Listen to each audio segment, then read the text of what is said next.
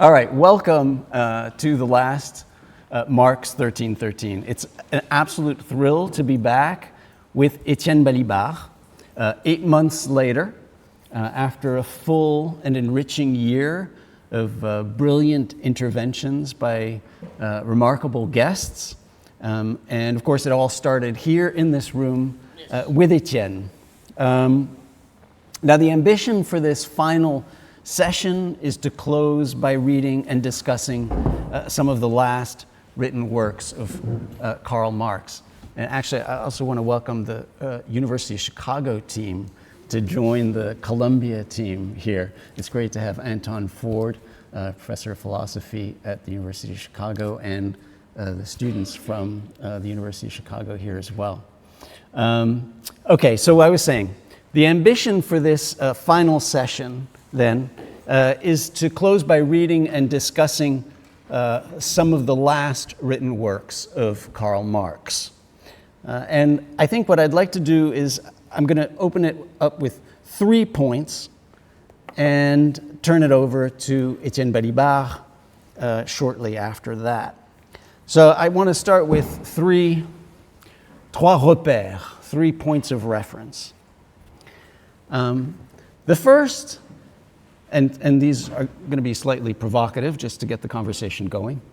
The first is that, on my view, the late Marx is not inconsistent with the mature economic Marx of Capital. And that they're fundamentally, they're imbricated, the political and the economic work. And that what is so utterly fascinating about these late works is the way in which they actually give us, they present Marx's political thinking, right, after he has fully articulated his mature economic thought. Now, that's not true of other great texts that we studied all year and that are equally important, like the Communist Manifesto in 48, or the 18th Brumaire in 52, or much earlier, the articles in the Rhenish Gazette, right? Those weren't yet formulated as, in terms of their political dimension, with the full economic mature thought present. So what we've got is something remarkable in these particular texts, the ones that follow the publication of Capital, which is the way in which they grow out of a Capital. And in a certain way, we could think of them as being the political volume, okay, of Capital. Now, there are, of course, many thinkers, particularly the thinkers of the late Marx, who tend to feel as if there's been shifts, changes in some of the economic views. And we saw that especially when we were discussing with Kohei Saito. Brilliant work. But the idea is that something shifted. He became more ecologically conscious. He became conscious of the Eurocentrism of the work. And focused more on the global South, focused more on Russia, on India, etc., but also became very sensitive to to ecology. And some people suggest, and I think it's important and really insightful that he evolves towards something that could be thought of as eco-socialism, possibly. I mean, Kohei Saito actually would argue degrowth communism, right? But the idea there, of course, is that there's a moving away, in a way, a revisiting, a reconsideration, in a sense, which might explain, some of them suggest, why he never wrote volumes 2 and 3, right? Because he was reconsidering, looking at new material, going in different directions. And of course, we have the ethnological notebooks and everything. The other thinkers like Tony Negri in Marx Beyond Marx, and we discussed this with Michael Hart and with Sandro Mezzadra at Marx 9:13, suggests that the political is really in the Grundrisse. That's where you find the political Marx in the Grundrisse. And so therefore, if you want to go to the political, you have to go back to that text, and that somehow it wasn't included in Capital, right? That it was exercised from volume 1 to their chagrin, but that would be in a way where you might go back. And what I want to suggest instead is that actually, no, these later works that we're going to be looking at today, so the critique of the Gotha Program, his conspectus on Bakunin's book, Statism and Anarchy, and the letter and the drafts to Vera Zasulich in 1881, that actually those are consistent. They work together. They aren't inconsistent, and they are actually kind of the political implications of Capital Volume 1. They have a clear, coherent message, which is that what is called for is revolutionizing the conditions of production. Okay? And that in a way, that is the implication of the mature economic work. And of course, it takes different shapes in different historical contexts, in different geographical contexts, in different conjunctures, in different political contexts. So that's going to translate differently for the case of Russia in 1880 than it is for the case of Germany in 1875. Now, so that's the first provocative point I'd like to make. That actually, what I see here are consistencies, strains, implications, and I think that you really feel it in these texts when Marx, for instance, he follows up his letter where he's sharing the Gotha Program, right? How does it end? Well, it ends with 1875, 150 years ago. We're celebrating the 150th year of. How does it end? Well, it ends with, did you receive the installments of Capital, the French translation of Capital? Did you get all the 6 and give me the address, give me the email address of Bernard Benke, his other another rival in these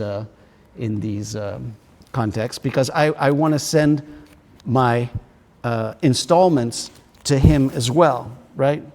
Bernhard Becker's address, for I have to send him the final installments as well. I mean, this is, in a way, he's sharing the oeuvre that is at the source of the scientific insights, which he specifically refers to in the Gotha Program, that are Capital. Okay, so that's the first point. Now, the second point is that this actually says something interesting about... The reason why I call this a provocation, yes, is that you know, of course, that I have a totally different position on all this. Yes, that's I'll have to defend myself. Okay, yes, go ahead. Yeah.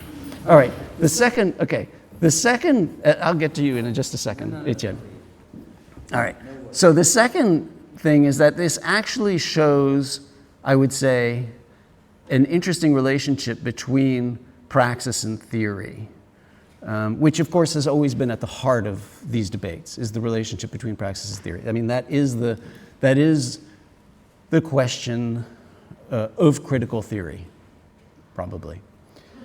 And there's a way in which here, actually, I think that the relationship is one that goes from theory to praxis. The relationship is, obviously it's complex, but for Marx I really feel as if he needed to nail down the mature economic thought in order to then be able to make the interventions that he's making here. And so that there is a sense in which there is a direction in the relationship between theory and praxis. Now, obviously, that relationship there are multiple ways in which that relationship can work. And we often hesitate to suggest that praxis would flow from theory. We think that's kind of flat-footed, right? And we want to give theory, praxis, a greater role, often in stimulating theory itself.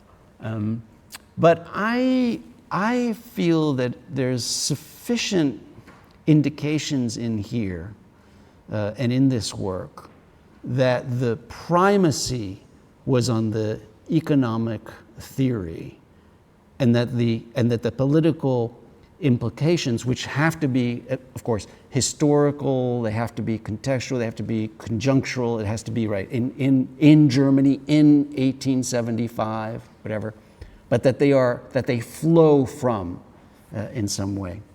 So that would be the second provocation. The third, of course, is that Étienne, of course, now you have taken a somewhat different position, at least in the sense of arguing that the relationship between these texts, particularly between the Gotha Program and the conspectus on Bakunin's book, because of the way that it's structured, in a way, creates an aporia. And so I shared that, and so some of us had a chance to read some of that older work. Yes, but then I realized that I had repeated more or less the same idea in a short passage of the small book that you already gave, I believe, as a reference, called The Philosophy of Marx. It's also there. Okay, the idea good. is also there. Okay, great. For what it is worth. Okay. So I did want to end on that note. Maybe that's not a provocation. That's more of an introduction on the third point, because I do want to hear you on that specific argument. Actually,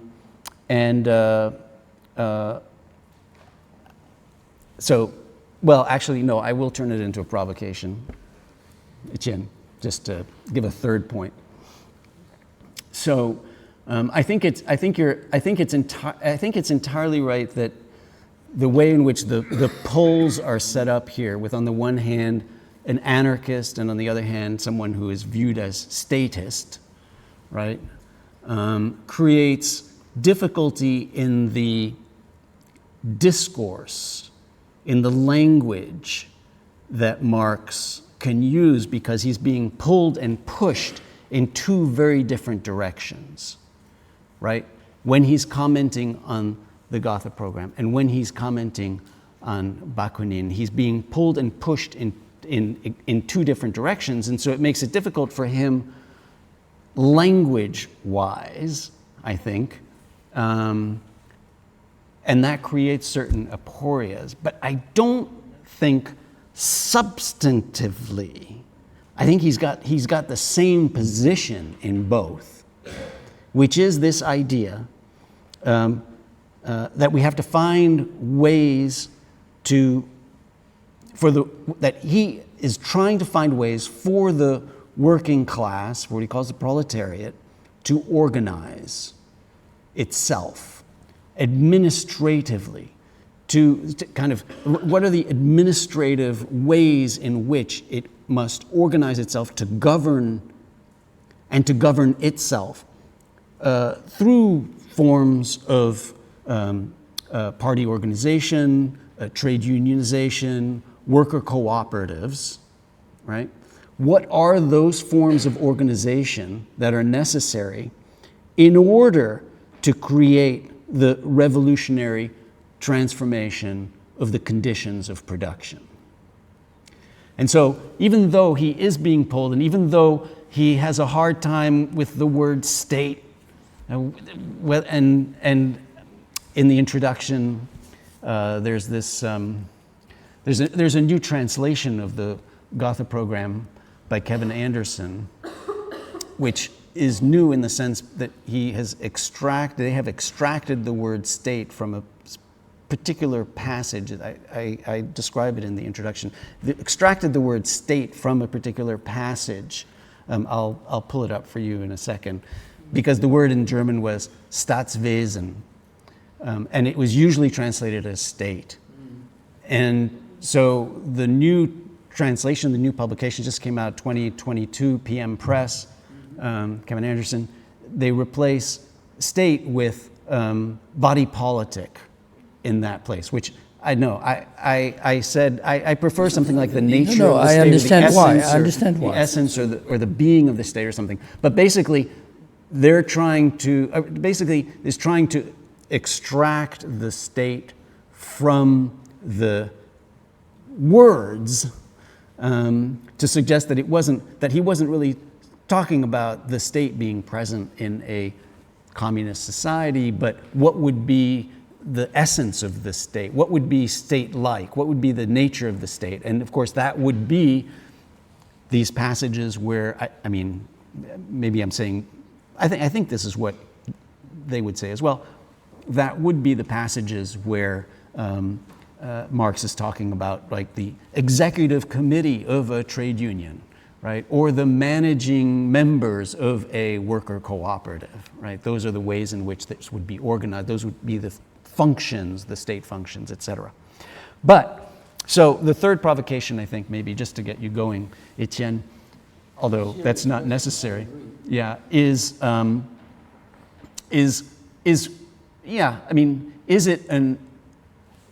aporia in a way linguistic, discursive, but or is there a resolution that I can somehow identify? Okay, all right. So those are the three provocations. I have to say that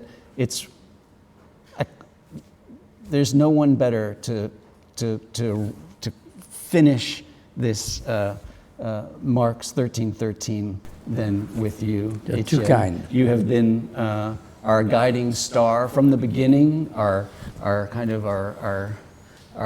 Sherpa, just a friend, our master, just a master, a friend, a master. Well, you know, bullshit. Well, you know, I love the way you always refer to Althusser as your maître. So, that's whatever that relationship, whatever that relationship would be, I think we feel that way. It's a perilous seat, as the legend has it. Yes. Yeah. So with those provocations, thank you, Bernard. Thank you so much. Thank you so much. Thank you so much. How much time do you give me? 5 minutes, 3 hours? 5 minutes. 5 minutes. 5 minutes and 3 hours. And yes. 3 hours. Okay. Thank you. You see the kind of very nice intellectual and professional and friendly relationship we've had for years, and that continues. Bernard calls it provocations. I think that this is just the kind of provocations we need to try and go to the heart of not our disagreements, but our common interrogations. Okay, I'll ask for your understanding. I'm not in my best shape, especially to speak. I don't know how that happened, but between yesterday and today, I caught some sort of cold or whatever, so I have sore throat, and I'm not okay. Forget about that.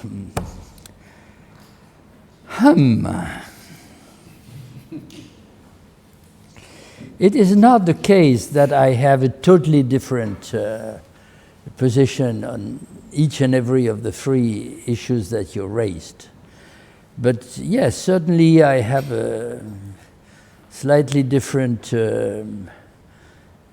approach. Perhaps it has to do with something that you mentioned at the end, and which I take very seriously, namely the question of language. I'm not saying that you are trying to put linguistic or terminological or discursive issues on one side and substantive or questions of doctrine and content in a completely separated place. But yes, probably, and I don't know if that's something good or detrimental, I have increasingly become convinced that you can never separate these two aspects. And so I have a tendency to try and retrieve and describe the substantial issues through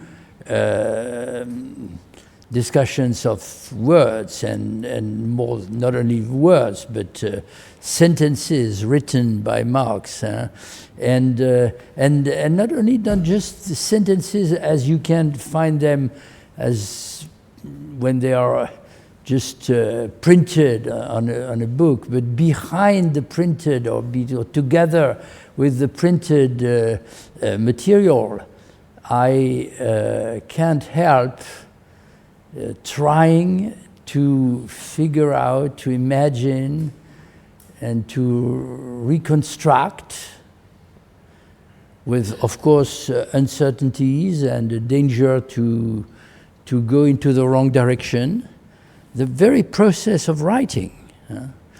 And now, of course, in a sense, this is too easy, or perhaps the opposite.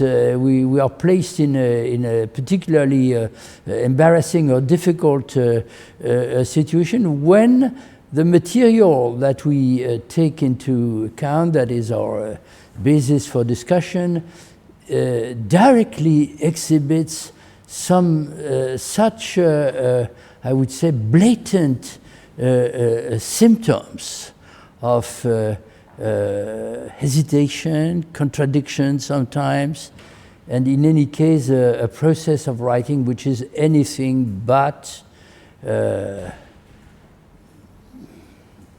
completely assured of its conclusion. So when you see, when you say I read in these texts Gotha, conspect on Bakunin, or letter to Vera Zasulich, a direct continuation and application of the most central ideas that Marx already systematically presented or exposed in his previous works. Yes, of course, I don't deny that. They certainly. But on the other hand, which text exactly are you talking about? I'll return to that, but quickly to let you know. The choice we made together, of course. But initially, Bernard said to me, okay, would you agree to do the final session? I said, yes, if you ask me, I'd be happy to do it. And then, of course, comes the, it's not an ambiguity, but it's an interesting kind of complexity. You're expected in the last session of a seminar more or less to sum up, to round up what has been presented in the previous sessions. So show how consistent, how enduring, how solid Marx's legacy is for our thought and our present. And of course, I have these feelings. Sometimes I try to move to other authors, places of interest. I decide to draw inspiration from writers or thinkers who, in a sense, are completely opposed to Marx, not necessary to give names. But whenever I return to Marx, and especially to Capital, of course, but not only, my admiration and comes back, and yes, I see there a body of theory which I am not going to dismiss or to try and deconstruct so that nothing is left. In the very still. There are many symptoms in the text. In the final version, I'll come back to return to the drafts of the so-called reply to Zasulich that you may have a look at. You find this, I don't know what it is in Russian, that would be interesting. You know that Marx, in his last years, I envy him. I wish I could have done that myself. He learned Russian, and I don't know if he could speak, but he could write, and in any case he could. So he read Bakunin in Russian, and he explains in his letter, or the draft letter to Zasulich, that he has learned Russian in order to be able to read a huge amount of economic and statistical material and so on and so on. Okay, so what is... But he is writing in French. You think he's writing in French? Yeah. Okay, good. So I'd have to return. But in English, and I'm sure it's... at the end of the first paragraph, he writes the following: Dear citizen, a nervous complaint, I'll come back to that, which has periodically affected me, etc., prevented me from writing what I... Still, I hope that a few lines will suffice to leave you in no doubt... everything pulls into different directions, leaves you in no doubt about the way in which my so-called theory has been misunderstood. So-called theory. So as if taking a distance. So is that a distance with respect to the interpretations that are offered to you? Call it my theory, but it's not my theory. Or is it something a little deeper? You call it, or you might believe this is a theory. No, it's not a theory. But it's something very, very, very... Still, returning to my idea, so we decided that we would pick up among the... if you look at the last volumes in Marx's complete writings, there are lots of small texts on various subjects. But we chose the Gotha Program for the reason that you indicated at the end, because it's a key central text which addresses the question of the political force, the political organization, which is supposed to bring about the revolutionary transformation on behalf of the proletariat, or organizing the proletariat. So that's clearly central. If I have time, I return to what made that text the absolute reference that it is. And then the letter to Vera Zasulich, this had to do with some of the recent discussions that you alluded to. So you mentioned Saito. I admire Kohei Saito's... I'm not convinced by each and every of his arguments, but that this is a very profound way of reading and continuing Marx, of course. But at the same time, and I'm sure that some speakers, I didn't find the time to listen to the recordings, all of them, but I'm sure that some speakers already addressed this question that you mentioned with some irony, whether Marx in his last year had suddenly realized, let's put it like that, that he should stop to be Eurocentric and become a post-colonial thinker in advance. I mean, look east and beyond the etc., etc.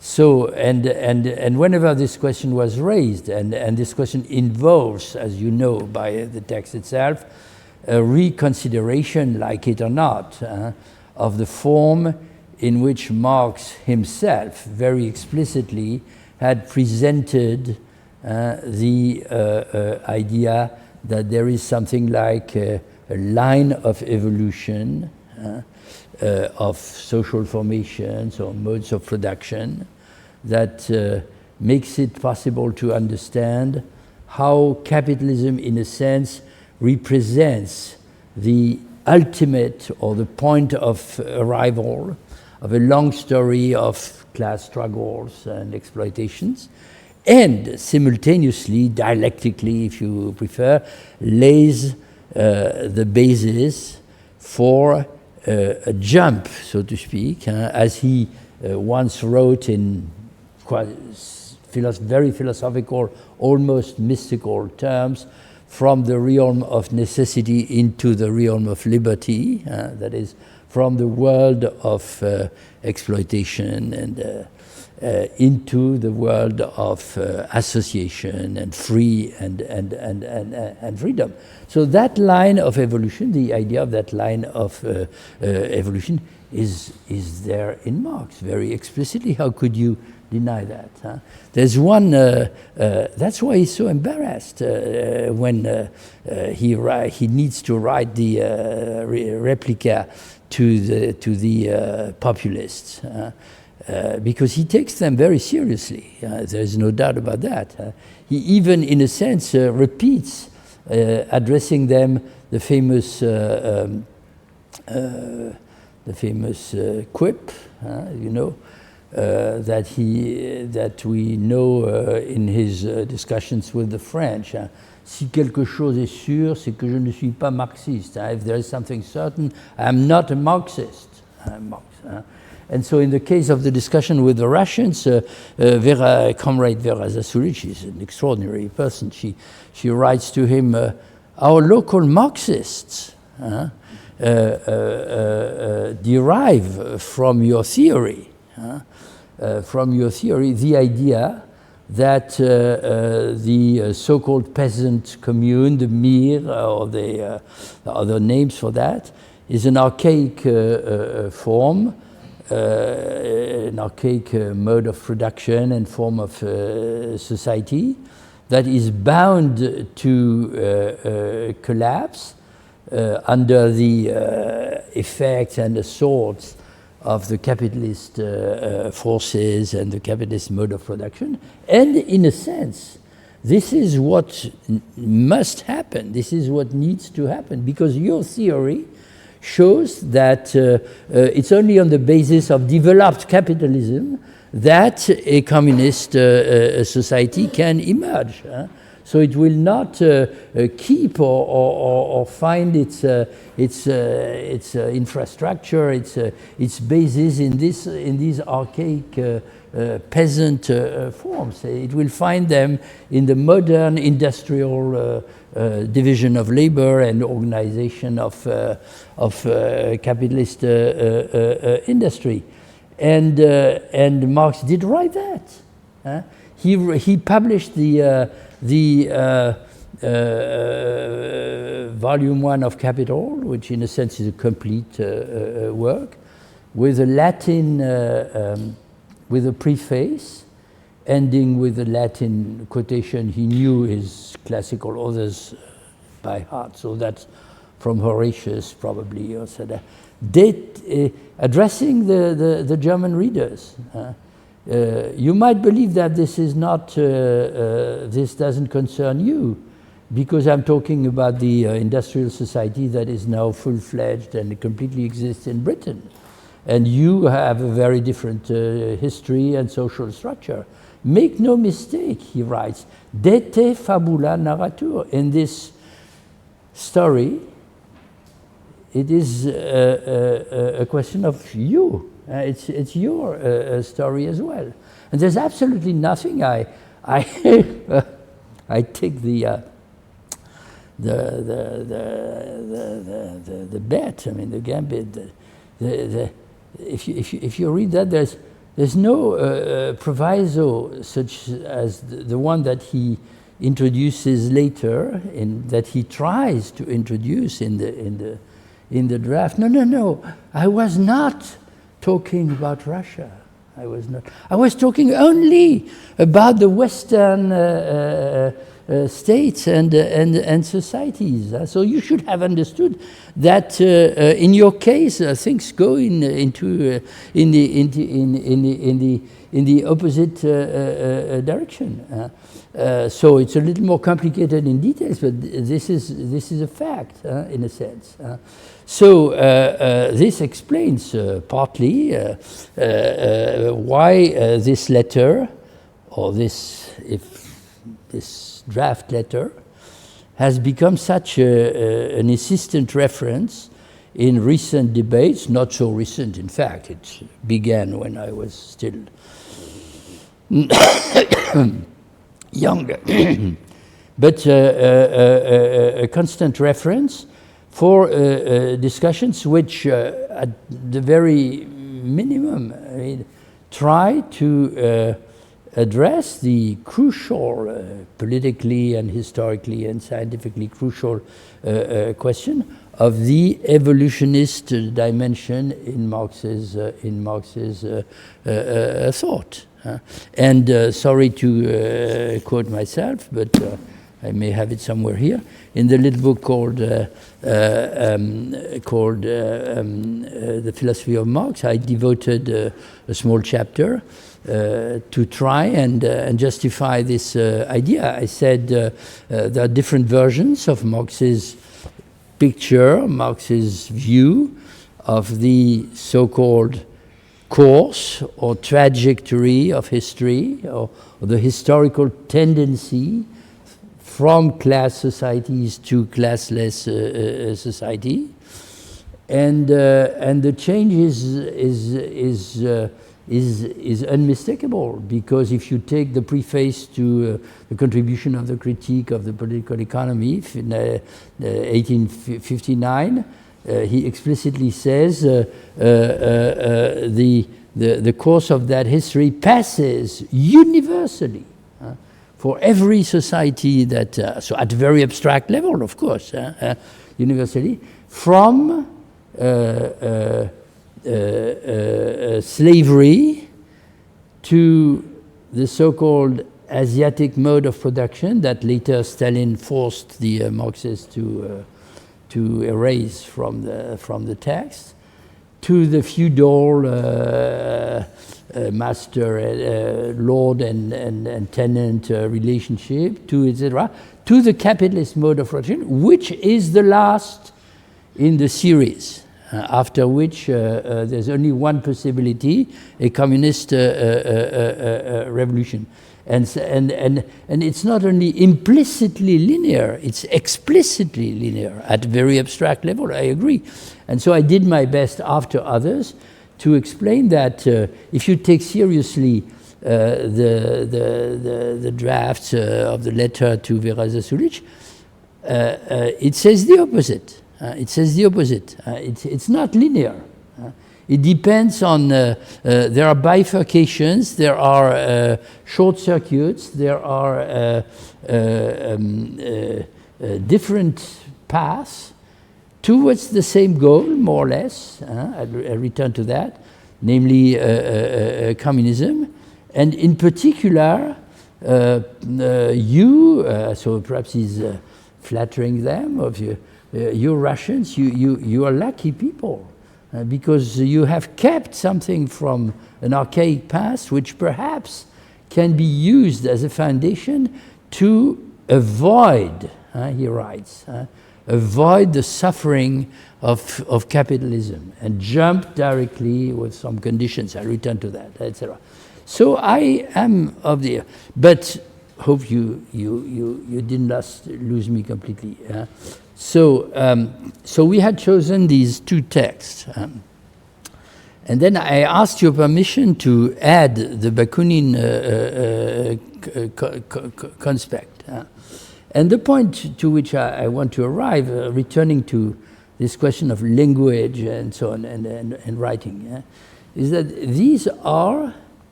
this is not capital. This is not a book completely written and proposed to a publisher, and that Marx would ask people to read. These are unpublished texts. And in one case, so in the case of the Gotha program, it's a very strange thing. Why did the Gotha program become a kind of central, the critique of the Gotha program, a kind of central reference in, I would say, orthodox Marxism, with some varieties, differences, but that some people of my generation were, in a sense, educated in.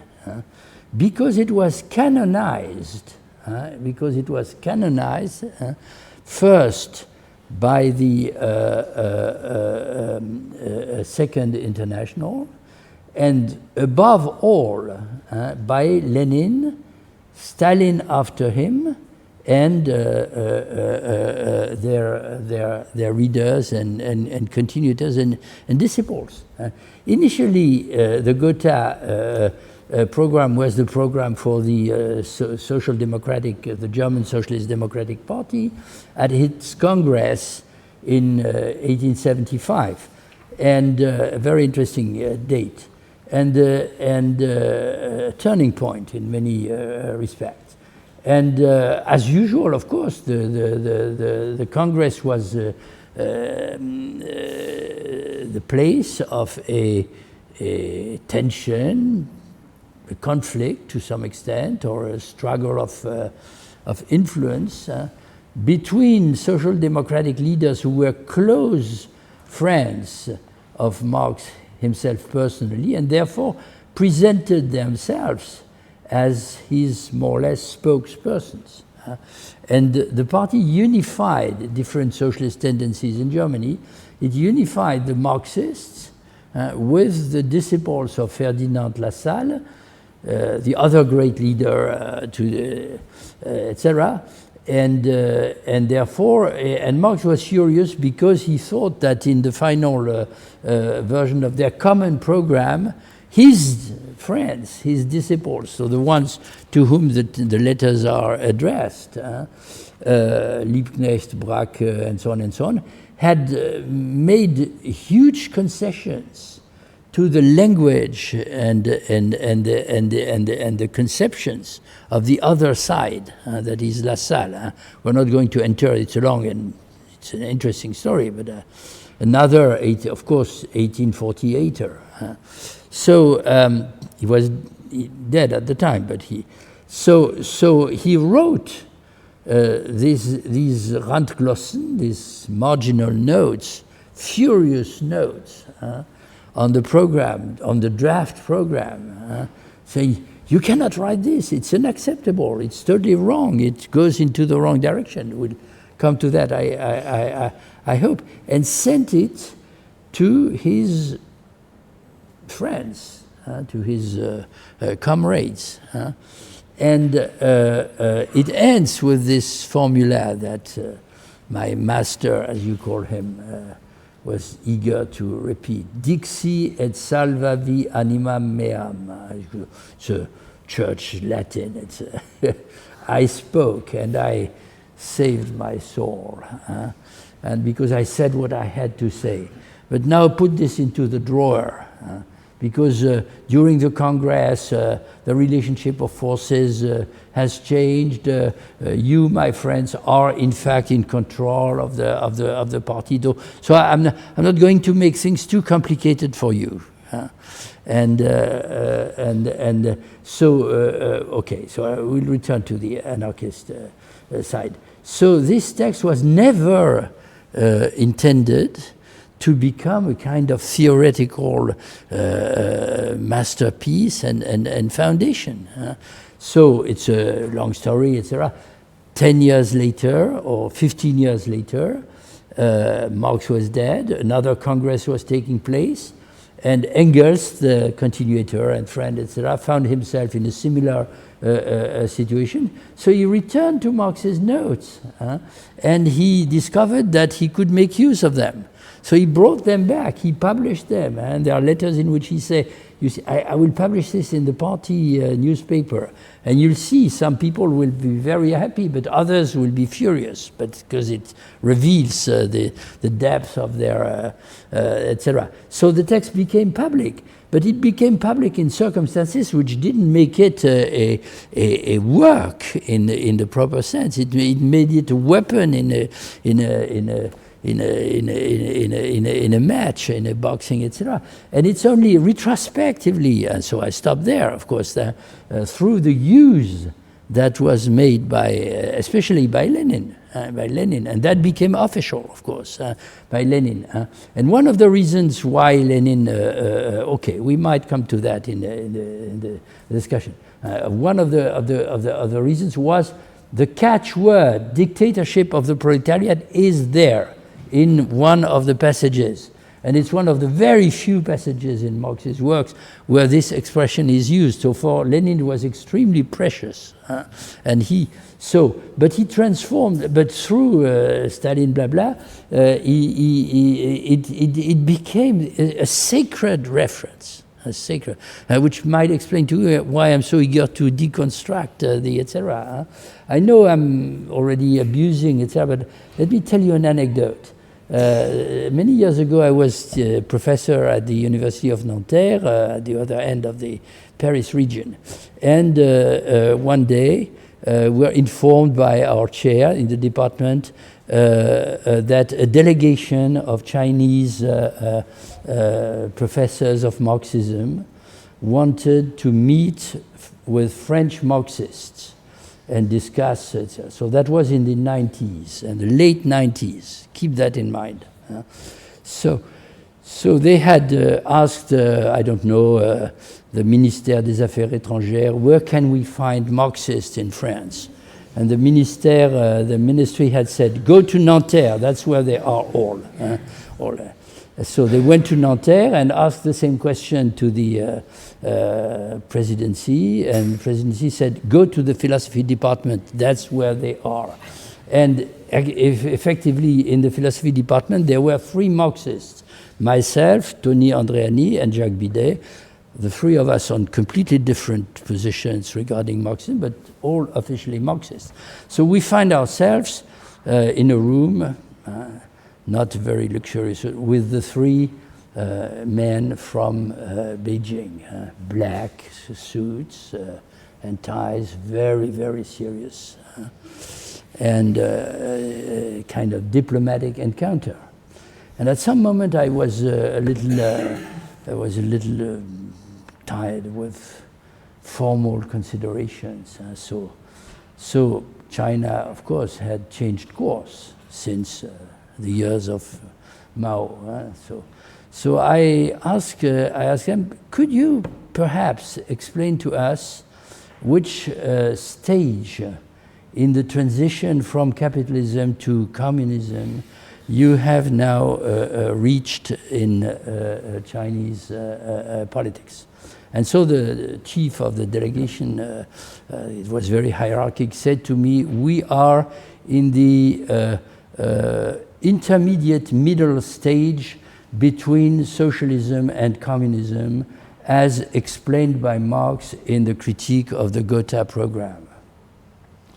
I said to him, sorry, Professor, I'm very sorry to contradict you, but the critique of the Gotha Program never uses the word socialism, and especially not the idea of the socialist phase. It speaks only of the first phase of communism and the second. And he said to me, what? I wrote an entire book on this, I said. And but I could tell you hundreds of similar stories. At some point in the Soviet Union or in China, if you mistook, if you indicated the wrong place in the transition, etc., you could go pure and simply to a concentration camp. Because it had political implications, of course. So this has been canonized. And forgive me, and I find it a fascinating and very important text. But I would not say that this is a stable final and uncontroversial text. But the situation is, I know I'm too long, but the situation is even worse for the letter to Vera Zasulich, because what you have in your hands, and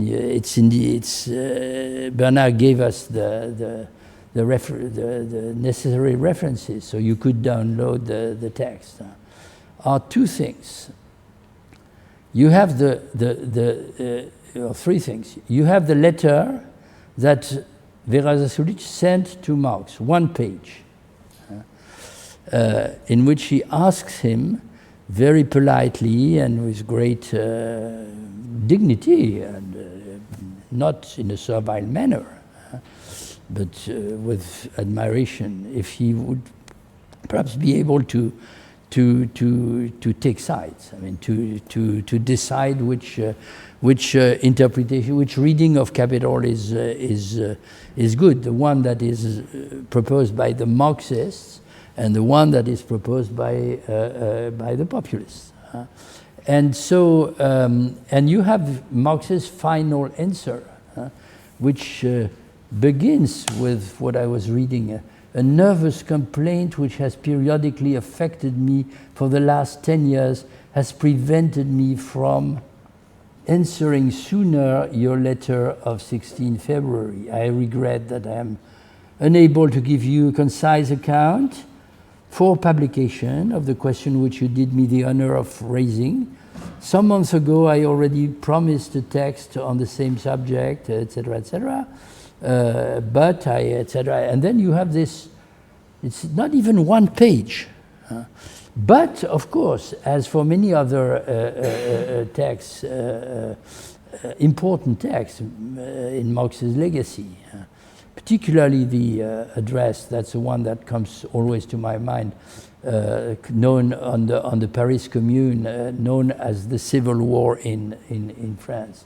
We also have the drafts, but in this case, the drafts are very. The first is long, and the other two are shorter, and they repeat what's in the first. So I'm not saying it's not interesting. It is. It is full of interesting, but it's pathetic in a sense, because you see almost physically a guy who is trying to write something and cannot do it. Now, why is he unable to do it? And if we had time, that would take us back to the question of why Capital volumes 2 and 3 are not published. First reason, and it's a good reason, is ill, a nervous complaint. That this is completely psychophysiological, needs no further explanation. It's only too obvious. The symptoms are known: eruptions, headaches, blah blah, and so on. So and then the other reason, in the case of Capital, another possible reason is that he's completely caught in politics. So he no longer has the time that he would need to spend hours, nights, working on the writing of the book. He writes enormously, but for immediate or for more direct political reasons. In this case, I'm sorry, I can't help. Maybe I'm wrong. Maybe I'm wrong. I read again and again the text, and I believe that he's trying very hard to say something that has to do, I agree with that, perhaps not with a different theory of history, but a different understanding of the, what you called very rightly, the articulation of theory and praxis. But the articulation of theory and praxis is not to be adapted to the circumstances and rectified with respect to a certain party orthodoxy, etc. if the status and the content of the theory is not modified, and so you are tempted, of course, to pick up some words which are really like symptoms, and because we know a lot more than Marx did at the time, particularly about the subsequent developments of Marxian politics in history, we are tempted. There's no guarantee. We take the risks. It's inevitable. We take the risk of pouring into that battle or introducing in the discussion notions or hypotheses that seem to be I would say, just below the surface of the words in Marx's.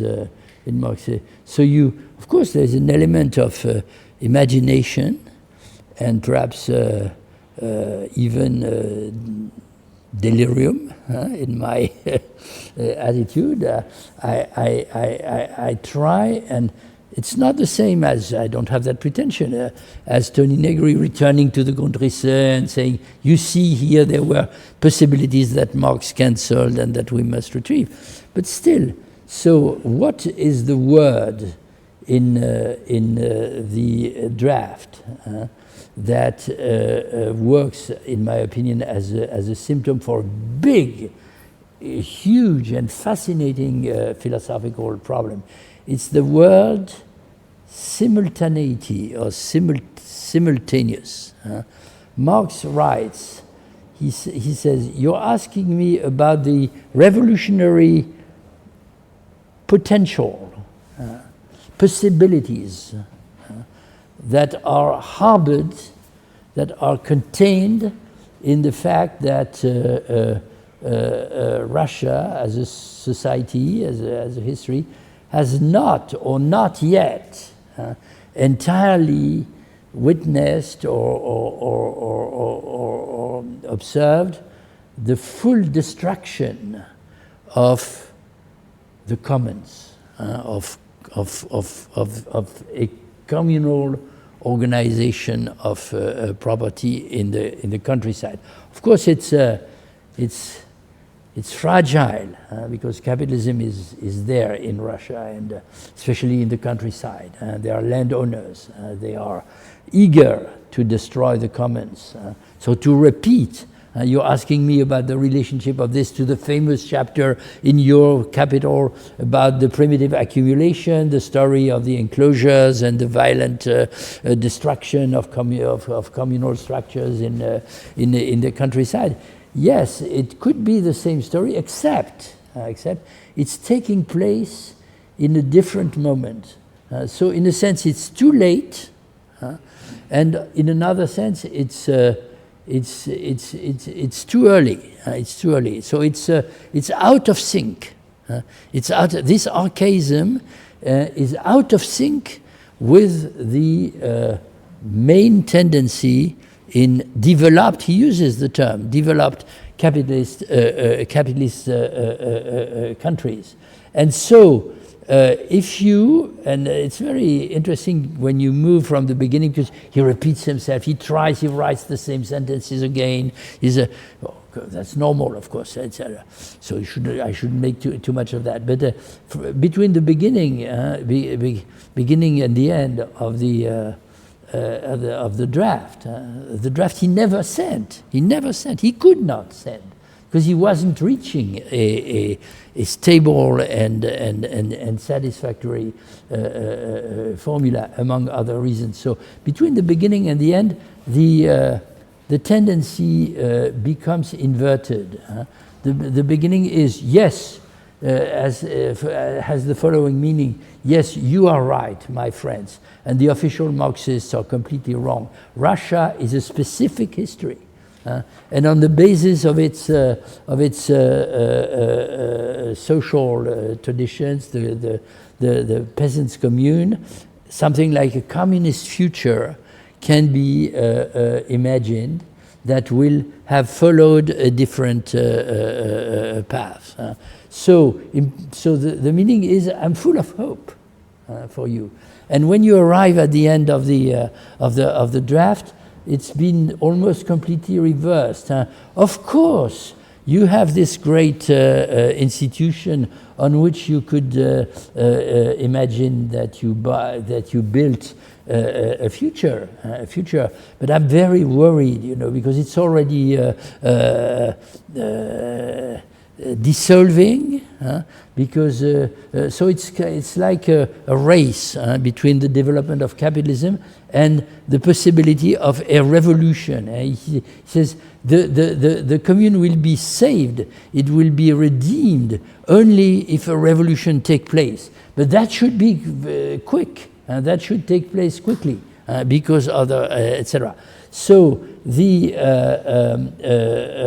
because the revolution will give the possibility, if I have time I'll return to another aspect of that question, will give the possibility of putting together the communist element preserved, arising from this archaic past, with modern economic instruments, credit, technology, etc., etc. Sorry, we have seen 1.5 centuries after that, so we can put a name on that. Of course, it's a cause. He's announcing the possibility of the creation of a cause, a jump from archaic communal forms into modern or ultra-modern forms of collectivity. Now, this idea of the simultaneity, which means asynchronicity, is a great philosophical idea. And it's not, of course, because I was, to say, a student, I can put another name on that. I can call it overdetermination, or precisely non-contemporaneity. But as we know, other Marxists have proposed similar ideas, even more perfect or better explained. That was Ernst Bloch's great idea, Ungleichzeitigkeit, non-contemporaneity, when he described the history of Germany and the causes of fascism. And to some extent, although it's not the same idea, there's also something that hints into that direction, which is Benjamin's idea, of course, that the revolution is a combination of a return of the suppressed past and the opening of a new future. So there's a family air, but at the same time, of course, and there are even bases, and you also think nothing is lost in a sense in Marx's writings and thinking, that before capital, so I know that you will scream and you'll say, stick to capital, that's the solid basis. I know I provoke you as you did provoke me. But there are earlier texts where Marx, the young Marx, had asked very interesting speculative but also political questions about non-contemporaneity or simultaneity of historical processes which are out of sync. That was the case in the 1844 manuscript called Introduction to the Critique of the Philosophy of the Hegelian Philosophy of Right, where he introduced this remarkable terminology, a combination of the prehistory and the post-history. So we are miles away here from of the linear evolutionist tendency or line of understanding. And so we understand, I believe, at the same time, that that there are virtualities in Marx's writing in the moment of crisis, in a sense, or in any case of difficulty, not crisis, but that the interpellation from the Russians produces for him, and at the same time something like an epistemic, or I use my old terminology, I can't avoid that, an epistemic or epistemological obstacle. And the epistemological obstacle, of course, lies entirely in the fact that Marx is, well, it has two faces. First, he cannot to reject his own understanding of the dialectics of modes of production, the line of evolution of class societies, etc. That would destroy the basis of his theory. But on the and add to this that, of course, to destroy is a silly idea if you don't have something to put instead. Which is absolutely not his case. So probably he's sick. Is he sick because he stumbles on a difficulty, or does he stumble because he's sick, or etc.? I don't think, I'd never solved that. But I'm completely sure that you must make a symptomatic reading of these writing events, of these events in the material realm of writing. This is not to destroy your trust in the validity and the solidity of Marx's theory and the importance of his concept, but it's to make these questions, the articulation of abstract and concrete, or laws of history and singular, very singular histories in which we're caught ourselves, or theory and politics, or theory and praxis, somewhat less unquestionable. Now, I know I was too. Allow me one more minute, if you. On the question of the, I hope we can come back to the stakes of. I agree, they are very important. The state, the state, the commune, the common. I think these texts are extremely rich. But as for the aporetic situation in which Marx, I believe, found himself at the time of the construction of the communist, what catastrophic slip of the Freudian slip of the construction of the Socialist or Social Democratic Party in 1875. This is a crucial moment because for many reasons. It's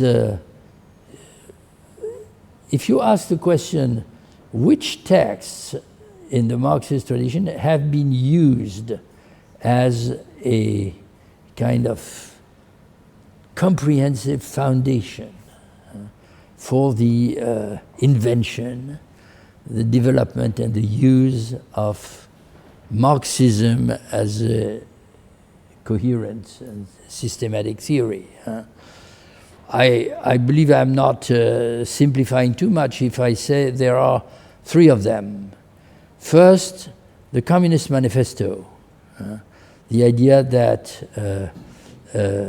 a revolution is not only possible but imminent, because history, the law of history, is the transformation of class struggles from one form to another, and I believe, or we believe, that we can demonstrate why the form in which we are living today, in the present, is final in some sense.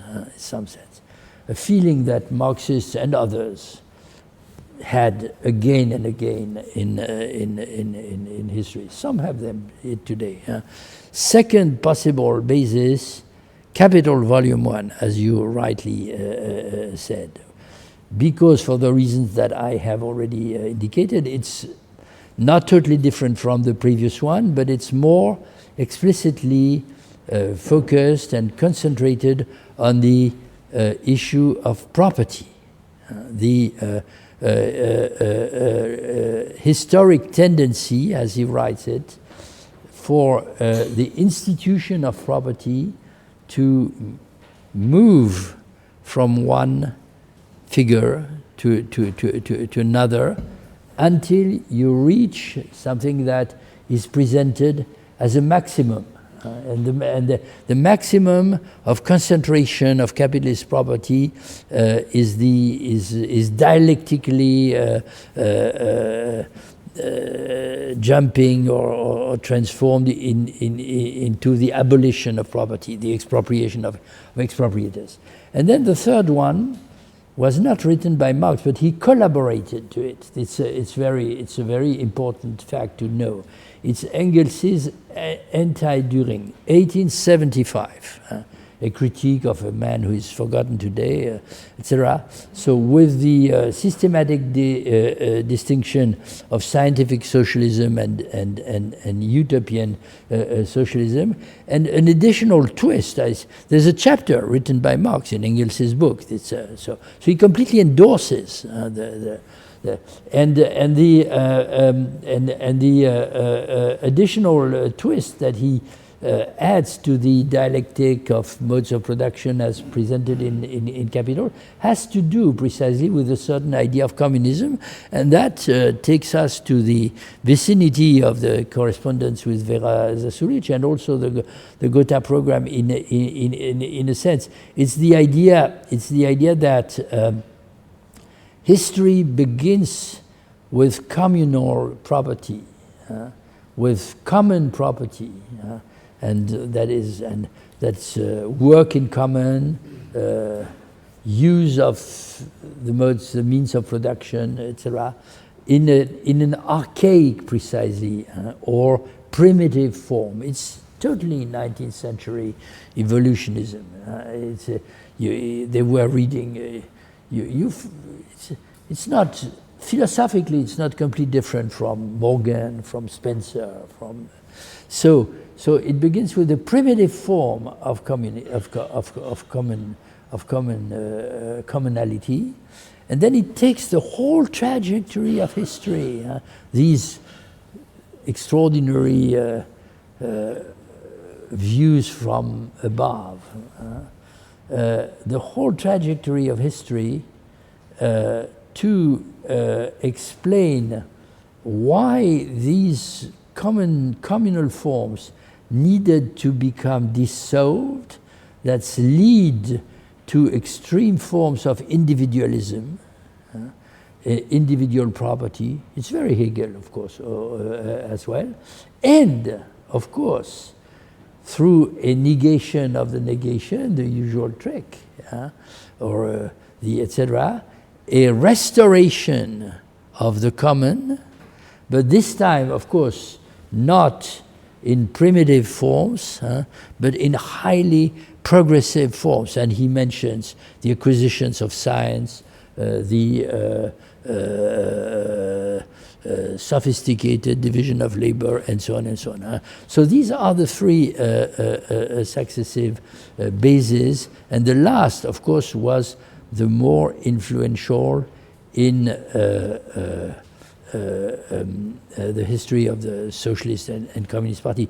But 1875 is also not by complete chains, of course. The moment when the two conflicts are reaching their most exacerbated forms, I would say. So the one that is reflected in the critique of the Gotha Program. Lend me your volume if you please, because in the text that you have quoted, that you have given to us, we don't have this letter. I will retranslate. You'll find the first letter? No, the last by Engels, but also the same date, and etc. Doesn't matter. I'll retranslate from the French. I wish I had the German here, but it doesn't matter.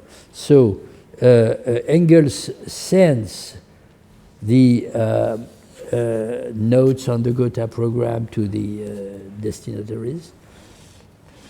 And he writes the following. Allow me to first read it in French. L'État populaire libre, the popular free state, which was the catchword of the Lassallians, est devenu un État libre. D'après le sens grammatical de ces termes, following the grammatical meaning of these words, un État libre, a free state, est un État qui est libre à l'égard de ses citoyens. Is a state, but perhaps it's Staatswesen, I'm not sure, that is free with regard or in relationship to its own citizens. That is, c'est-à-dire un État à gouvernement despotique, hein, et a state with a despotic government, because the state is free and the citizens are not. Il conviendrait, he writes, d'abandonner tout ce bavardage sur l'État. It would be time. It's time to drop all this bullshit about the state. All this, surtout après la Commune, above all, after the Paris Commune, qui n'était plus un État, which was no longer a state au sens propre, in the proper sense. Les anarchistes, the anarchists, nous ont assez jeté à la tête, have had a good time throwing at our face l'État populaire, the popular state, bien que déjà le livre de Marx contre Proudhon, although already Marx's book against Proudhon rejected the idea, etc., etc. So the adversary on one side is statism, but statism here combines several ideas and intentions. It's a despotic government without control. It's not necessarily Trump, but it's what the despotic element inherent in the very essence of the state, and it is the intervention or the control through the use of the state of social processes, even the relying, it's explicit in the Gotha Program critique, on state intervention or support to, for example, introduce, we are at the very, very early stages, protections. In Capital, Marx had alluded to that in his chapter on the length of the social rights, social protections, and also facilitating cooperatives, etc., etc. So it's a state that is despotic in its essence and that becomes social somehow in its uses and applications, because perhaps they want to avoid the critique of the anarchists. But they want to avoid the critique of the anarchists because the anarchists touch something extremely sensitive on the background of the Paris Commune. So what they fear is that the anarchists appear as better interpreters and readers and continuators of the Paris Commune than themselves, which is not something that they want to accept. So the text goes to incredible extremities and virulent formulations against every possible form of the of relying on the state power in order to construct socialism or communism.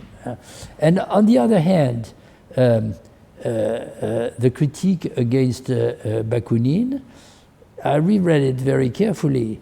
I believe I can show in which passages Marx's. So what you have in this small excerpt is only a part of the whole text, which is much longer. But it's the most explicit and the clearest part.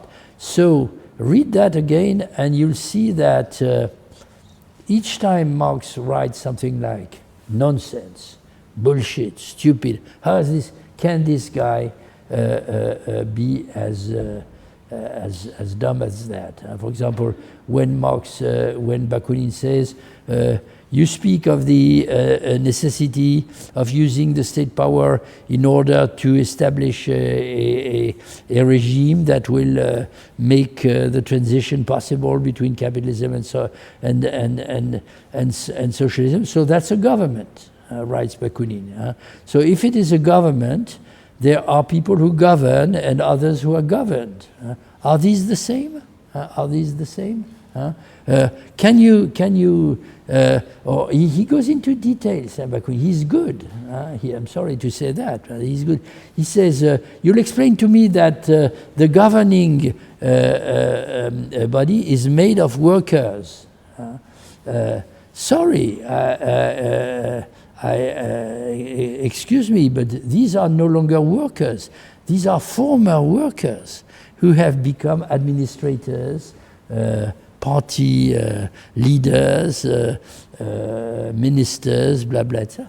So, of course, for us it's easier because we've seen that actually in real history. But it's not a weak argument. It's not a weak argument. And Marx says, all the argument similar, more or less similar, in which Bakunin says, you explain that you're, of course it's irrationalist, you explain that the government of the proletariat is based on a scientific theory.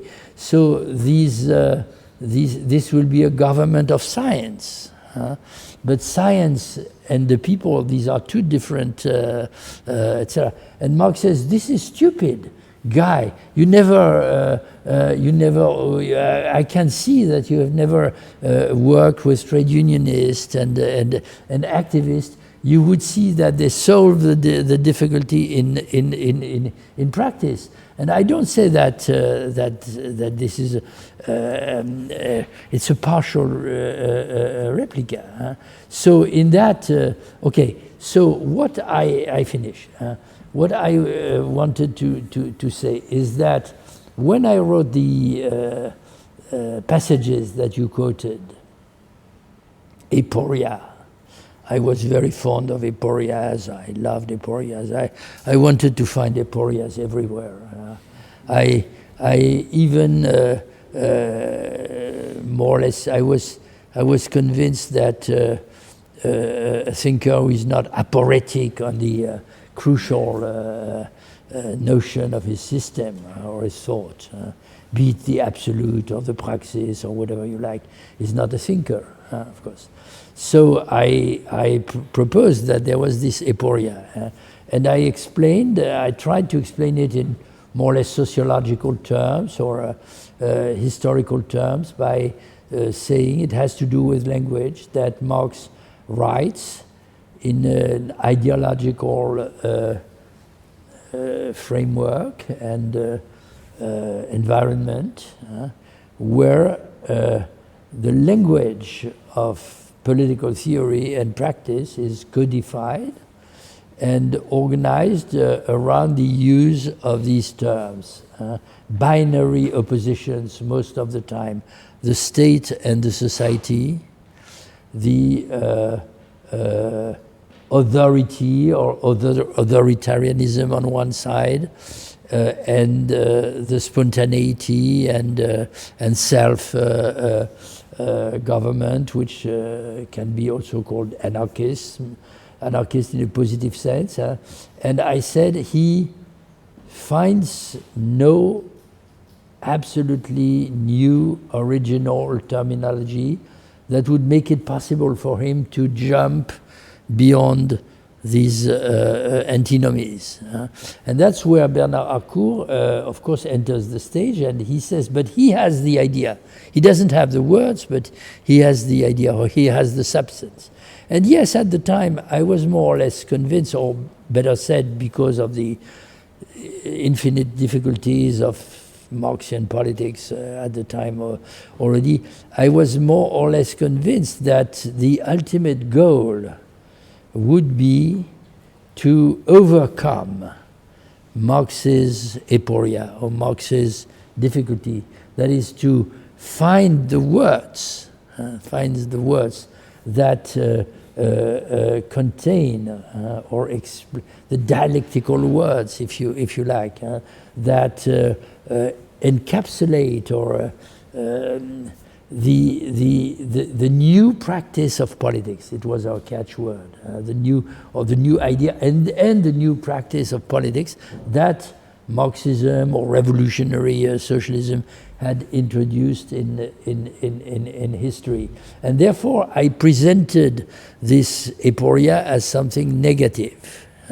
And this is the point, I finish with that, this is the point on which I have changed position. Probably because at the time, and you'll perhaps not be happy with that, but I was more than ever of the idea that something called the revolution is there ahead of us. It was tried several times, it produced catastrophes, it failed, etc., etc.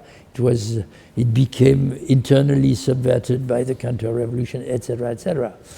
And now, of course, I still hope that a revolution is ahead. I think we need it for a number of reasons.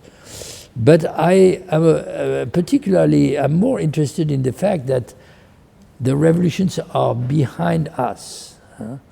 And they're not behind us as failures. They are behind us as historical experiments. This is the beautiful name of the the book written by the Italian operaista Rita Di Leo on the Soviet Revolution, L'esperimento profano, the profane experiment, I find that. So the revolutions are profane experiments behind us. And if you look at the revolutions, for example, 1917, of course, I wrote that, etc. And you ask yourself, what kind of politics are they doing? What kind of politics is it that makes the revolution possible? That is the break with the previous social situation and the relationship of forces that becomes inverted. There's not much doubt about that. It's not the anarchist or spontaneist idea alone. The Soviets, the councils, the workers' councils, the self-organization of the proletarians alone. Clearly not. You need the party, the Leninist party, as formed and developed and by Lenin for reasons which are Machiavellian, even Schmittian. That is decision making in in a critical situation with an organized capacity to erect a counter power confronting the state.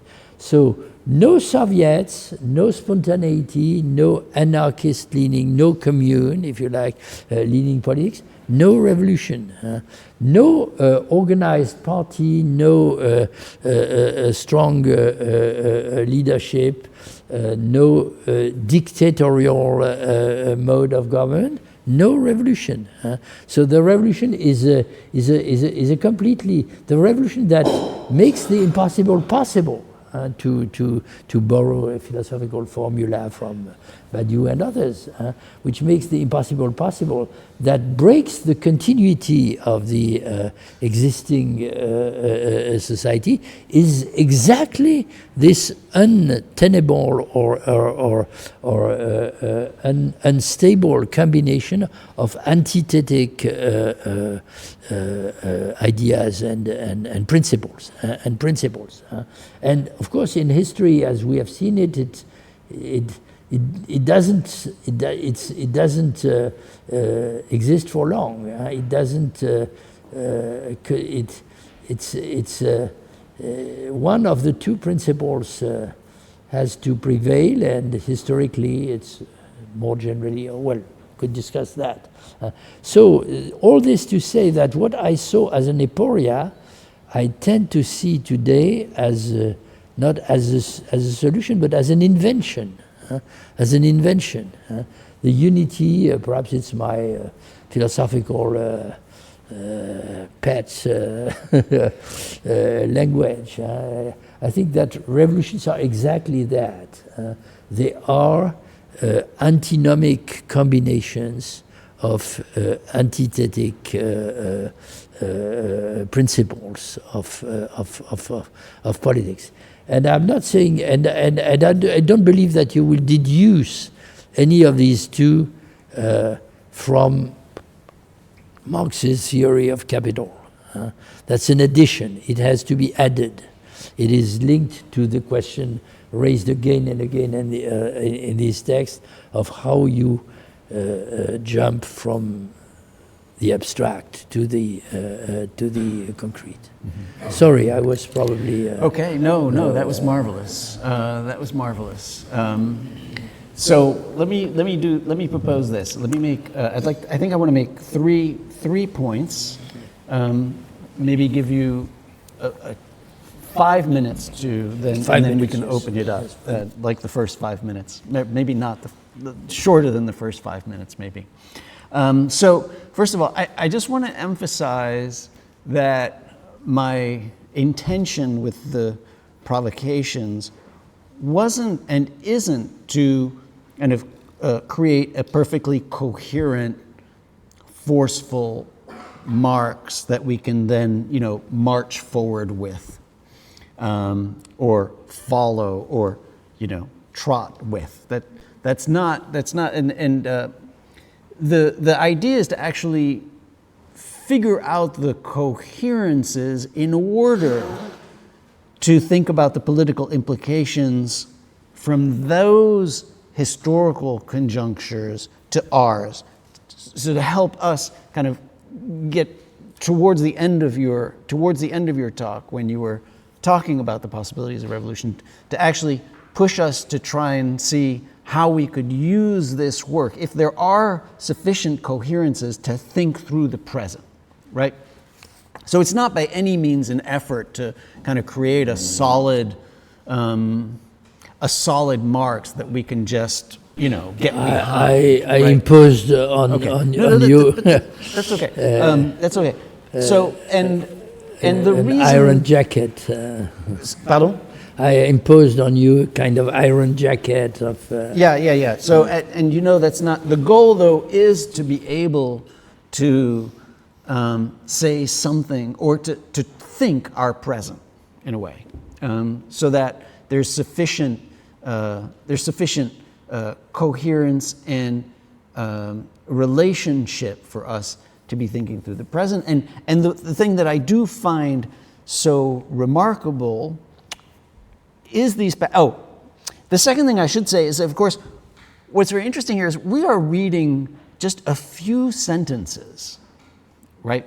There are very few sentences in fact. I refer to this as a political volume of capital or something like that, right? Which is ridiculous, because what we have are single sentences. We have a single sentence in the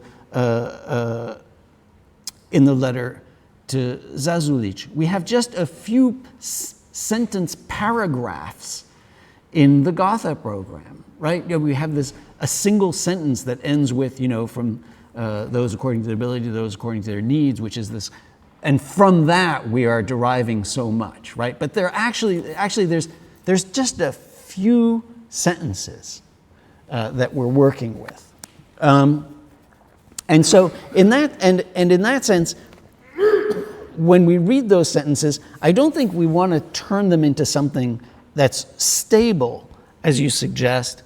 Stable in the sense that there would be some kind of universal implication, right? It has to be the case, of course, that these sentences have to be read within their historical context, because it's a historical comment, it's a political historical comment about a particular situation, whether it's 1875 or 1881 in Russia, right?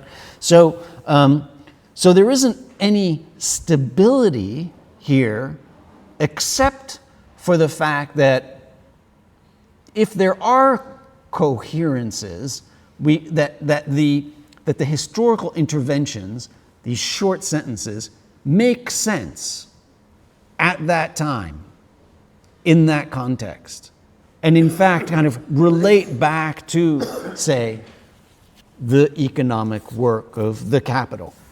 And I do find it stunning in this context that, when he talks about the scientific insight, now put aside the whole question of science and put aside the whole issues that were brought up with Althusser and epistemological breaks and whatnot, but just the way in which it's presented, that there are things now that we know he wants to say here, that we know, which essentially are the things that he develops in Volume 1 of Capital, that mean that, we can look at the present politically in a different way and then write these sentences for these particular contexts. Now, I don't think we necessarily want to go back deep dive into the three texts, but I did want to say one thing about the Zasulich draft. And that is, and of course it's always very difficult dealing with any unpublished work. This one is not only unpublished, it's unwritten.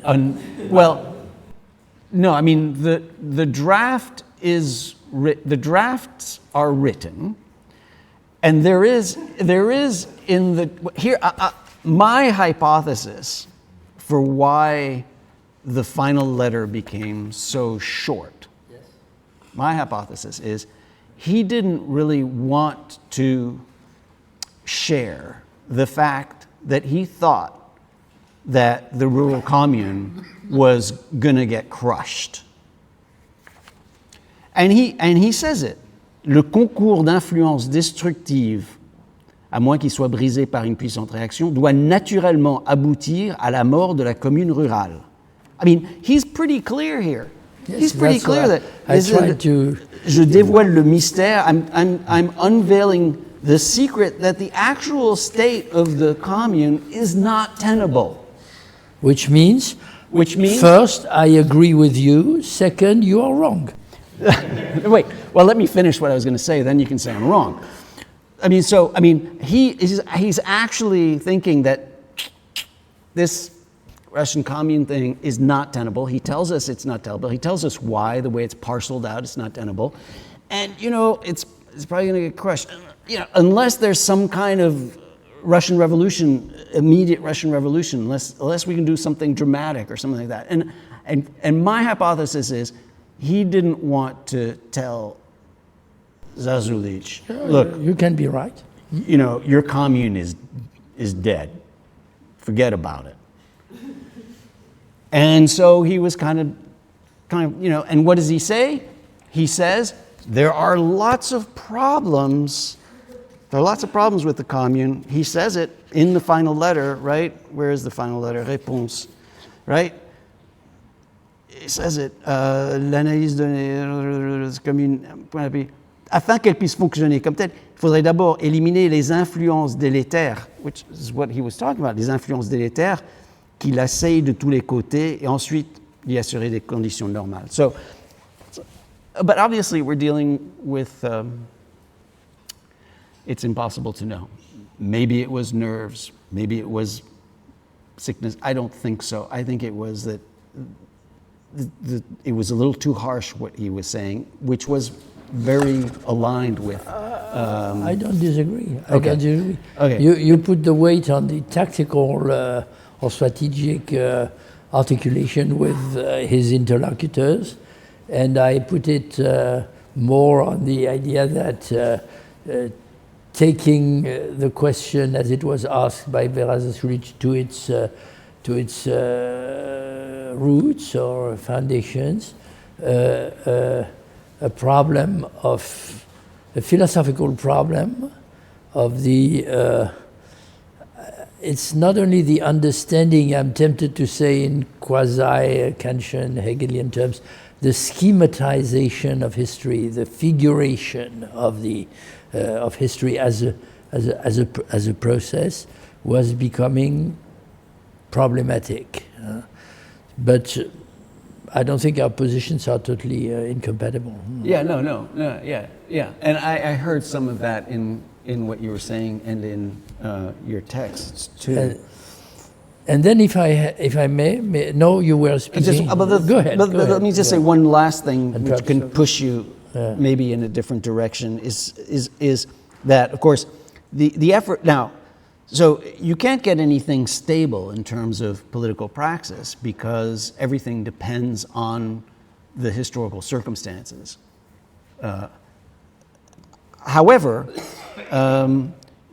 I think that you can possibly extract an approach that then could possibly help us think through our present. And that's what I want to ask you about. Yes. Maybe to push us to our present. Yes. So that we can Yes, redress I will give you an answer. Okay, and the one that I'm proposing in a way is that what he's looking for at these different junctures, right, are the way in which to organize, to administer self-governance in order to achieve this revolution in the present conditions of production.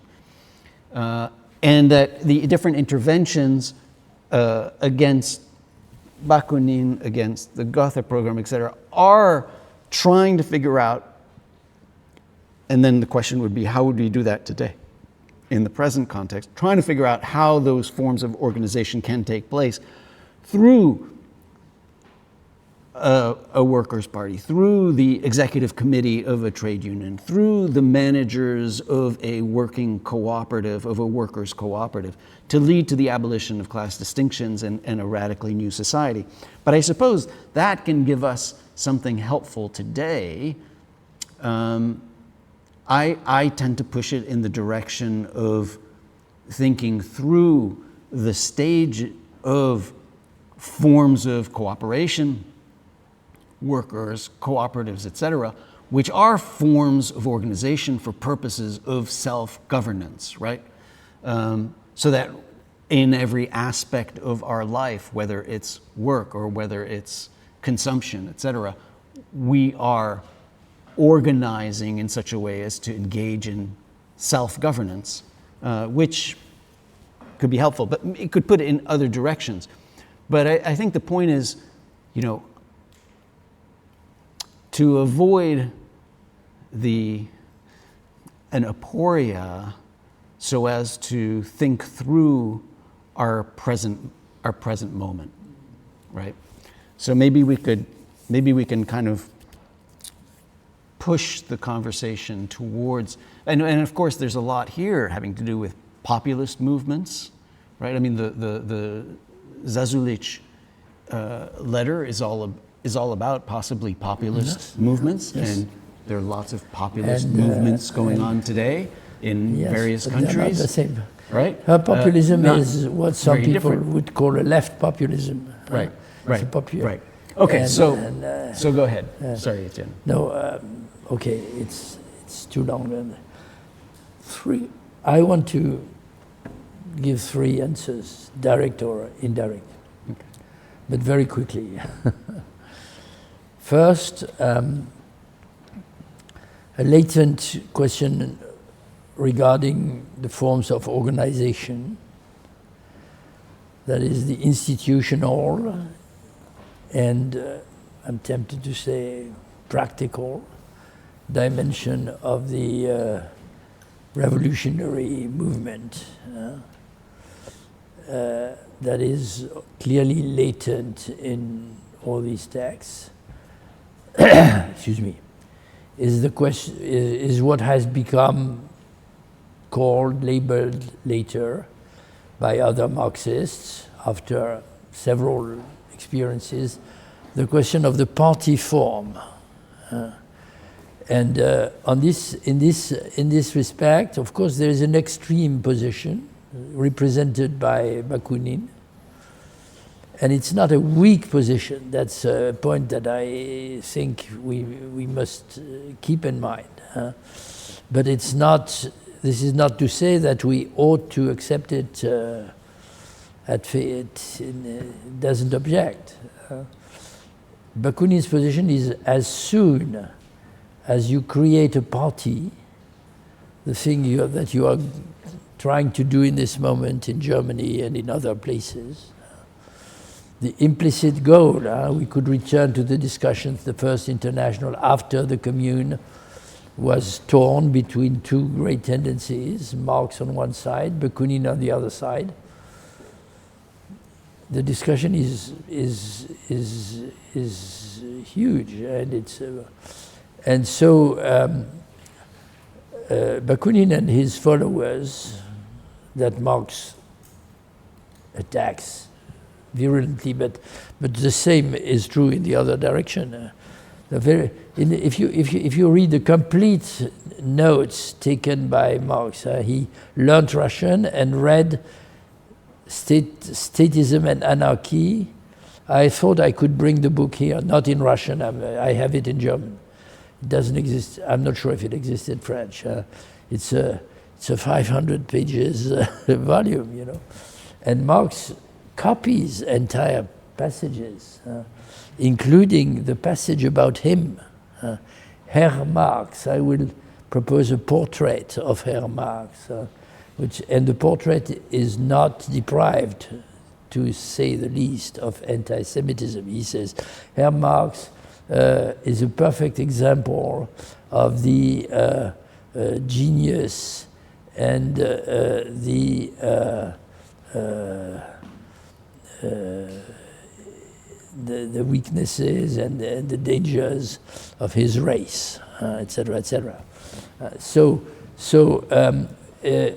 Bakunin's position is as soon as you enter this road, you're doomed from a revolutionary standpoint, because the party, it's been repeated again and again throughout our history, because the party is a state in reversal. It's a mimetic image of the state. It functions exactly with the same rules, and of course this is because for him the essence of the state is hierarchy, is theological political. It's absolute authority. So you'll create. I'm extremely so. The fascinating works have been written in the history of Marxism. Gramsci, of course, comes to mind immediately, but others as well. Rosa Luxemburg, Lenin himself, and so on. which tried to loosen the strangle knot. So that's to explain what makes a revolutionary party different from a state in reduction or in etc. So that's the first, but that's not easy. That's not easy, and so the second thing that I want to say is that, and Marx has no theory of the party. I mean, he has he advocates, he has objectives, he has principles. In the critique of the Gotha Program, some of them are very important, and I find them extremely relevant.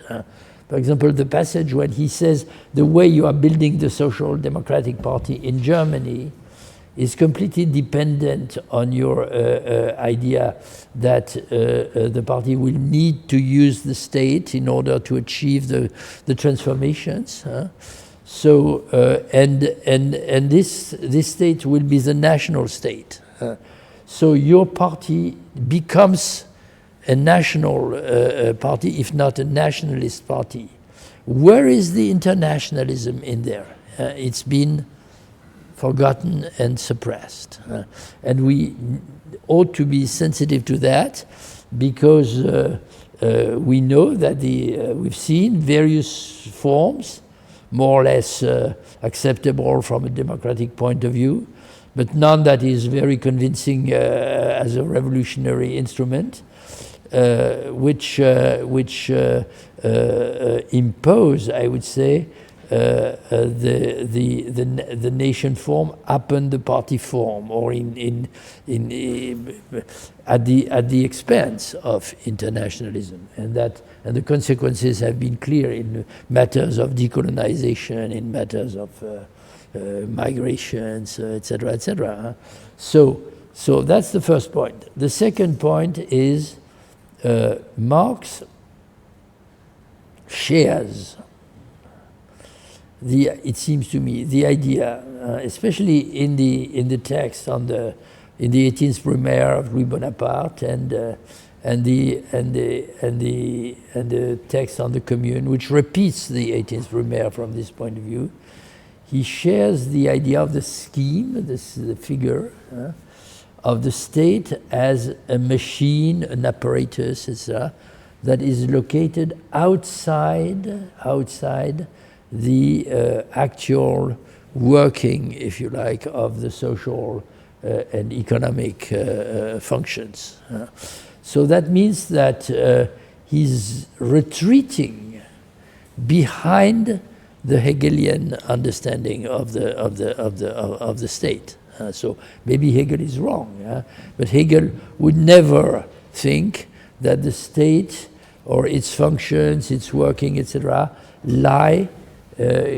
must be observed and described as something external to the relations of forces, the economic processes, the social movements of the society. So, of course, there are passages in Marx which, in a sense, contradict this schematic vision. And the most interesting, of course, are in Capital itself. For example, the lengthy chapter on the social rights imposed by the state to regulate and limit the violence of the extremely brutal forms of exploitation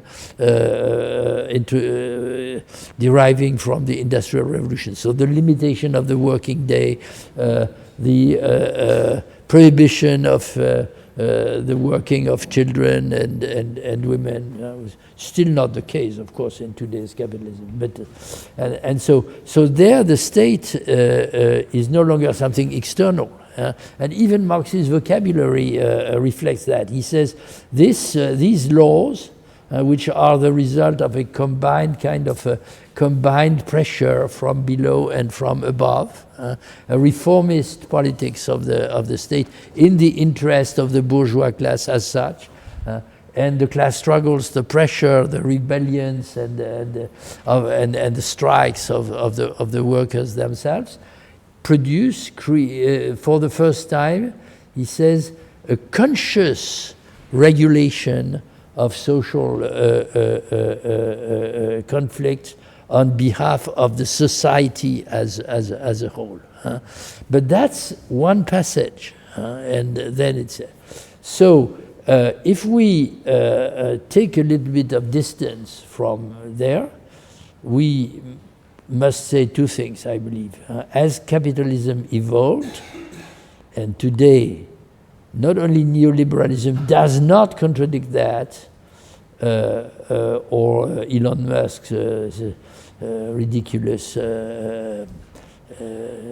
project, etc., but it continues in the same direction. There's no capitalism as a process of exploitation and accumulation of value that does not require the permanent intervention and action of state regulations and powers. I'm sure we agree on that. So the state is not external. It's not external, but it's internal. Now, some Marxists some time ago tried to propose a better formulation. Althusser and others introduced the problematic of the reproduction, which made it possible to have the state somehow organically involved in the continuation of the. But they never entirely overcome, as Marxists, the dualism that Marx had put in place. And that leads to my third idea, which I submit not as something inevitable or etc., but it is partly a result of the experiences that we had a few years ago at the time of the COVID and so on. I wrote a paper which is not very good, but also not completely bad, I believe, in which I tried to take part in conversations and disputes about the function of the public services in our social crisis today. And so I proposed the following terminology. I said we need three different categories, not a binary opposition, but rather a triadic distinction. We need the idea of the state, perhaps the class state, I would not deny that. We need the idea of the public sphere, public services, public functions, etc. And we need the idea of the common. And of course, my idea was that the experiences we had to a greater or lesser degree during these years would show the relevance and the necessity of all three. But the central idea is, of course, the idea, and of course, the way in which what neoliberalism and post-neoliberalism, as we see these days, aims at destroying is not the state; it's the public. It's the public. It's the idea. It's the public service. It's the and of course, for the common, it's pure and simply ignored and dismissed. But the way to resist this dramatic evolution, and possibly from within a resistance to that evolution, elaborate, I would say, revolutionary strategies and goals, is not simply, I disagree on this point, I don't want to make them too simple, etc., but with what our friends have written and yourself to some extent, I mean, but others as well, on the idea of assembly or the idea of the common. I agree that it's very important. It adds something to what Marx writes about the commune, because Marx is obsessed with the question of property. So he repeats again and again that if you change the regime of property, the commune will prove able to govern the society. Clearly, and Bakunin is useful in a sense on that side. There's another aspect of the problem, which is not just property or the concentration of property, but authority or governmentality, as Foucault might want to say. So that's the common we have in mind today, combines a reference to the old and periodically renewed issue of the commons as common property and common management of the resources, but it also adds the radical democratic element, I would say, of assembly or root democracy, etc. So, but that's not the complete solution. We must abandon this dualistic choice that is so heavily weighing on Marx's discussions. Either the state, which is centralized, autocratic, technocratic, possibly, etc., or the common, which is democratic and cooperative. There's something else in the middle. And of course, they are overlapping all the time. So that's my tentative suggestion. Okay, wonderful, marvelous. Good. So let's see, there must be people who want to jump in. I think we have a microphone in back that we can use. Let me see if I can get that. And then, merci. Il marche? Ouais. Go ahead and make sure to reintroduce yourself. Yes. Thank you very much. Robin Mudry, student of philosophy from the European Graduate School. I have a couple of questions where I would like to go back to the letter sent to Vera Zasulich and the letter, yes. And also the letter of the letter. Actually, also the drafts, because there is a detail in the drafts, and this goes to the philosophical side of the question, which seems interesting here as it touches this question of asynchronicity or what? Asynchronicity. Oh, asynchronicity, yes. Asynchronicity or non-simultaneity of, let's say, progress, advancement, development. And that's when, of course, this is crossed out in the letter, but in the draft, nonetheless, Marx tries to develop an argumentation for why the commune, the rural commune, could be saved against the theory of the so-called local Marxists. Against the theory put forward by the so-called local Marxists, yes. Whom he doesn't seem to know. And he says that clearly, and he names many things such as the steam engine, like some instruments of capital, the markets and so on, they were introduced in Russia overnight, as it were. So this he tries to bring up as a proof or an example in case that there doesn't have to be the same development and also the same temporality of development everywhere.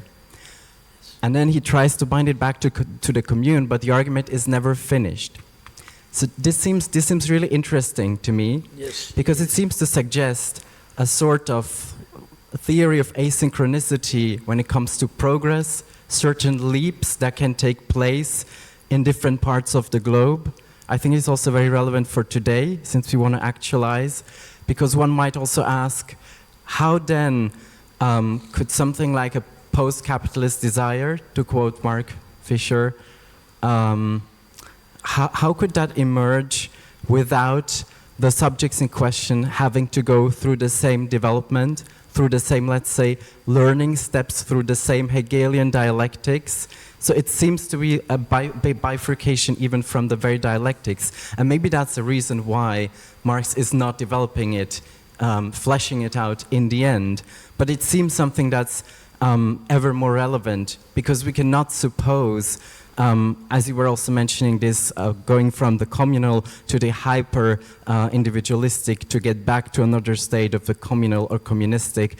If this were to be supposed for all regions and subjects of the world, we clearly do not have even the time and the resources for such a trajectory. So it seems a very important question.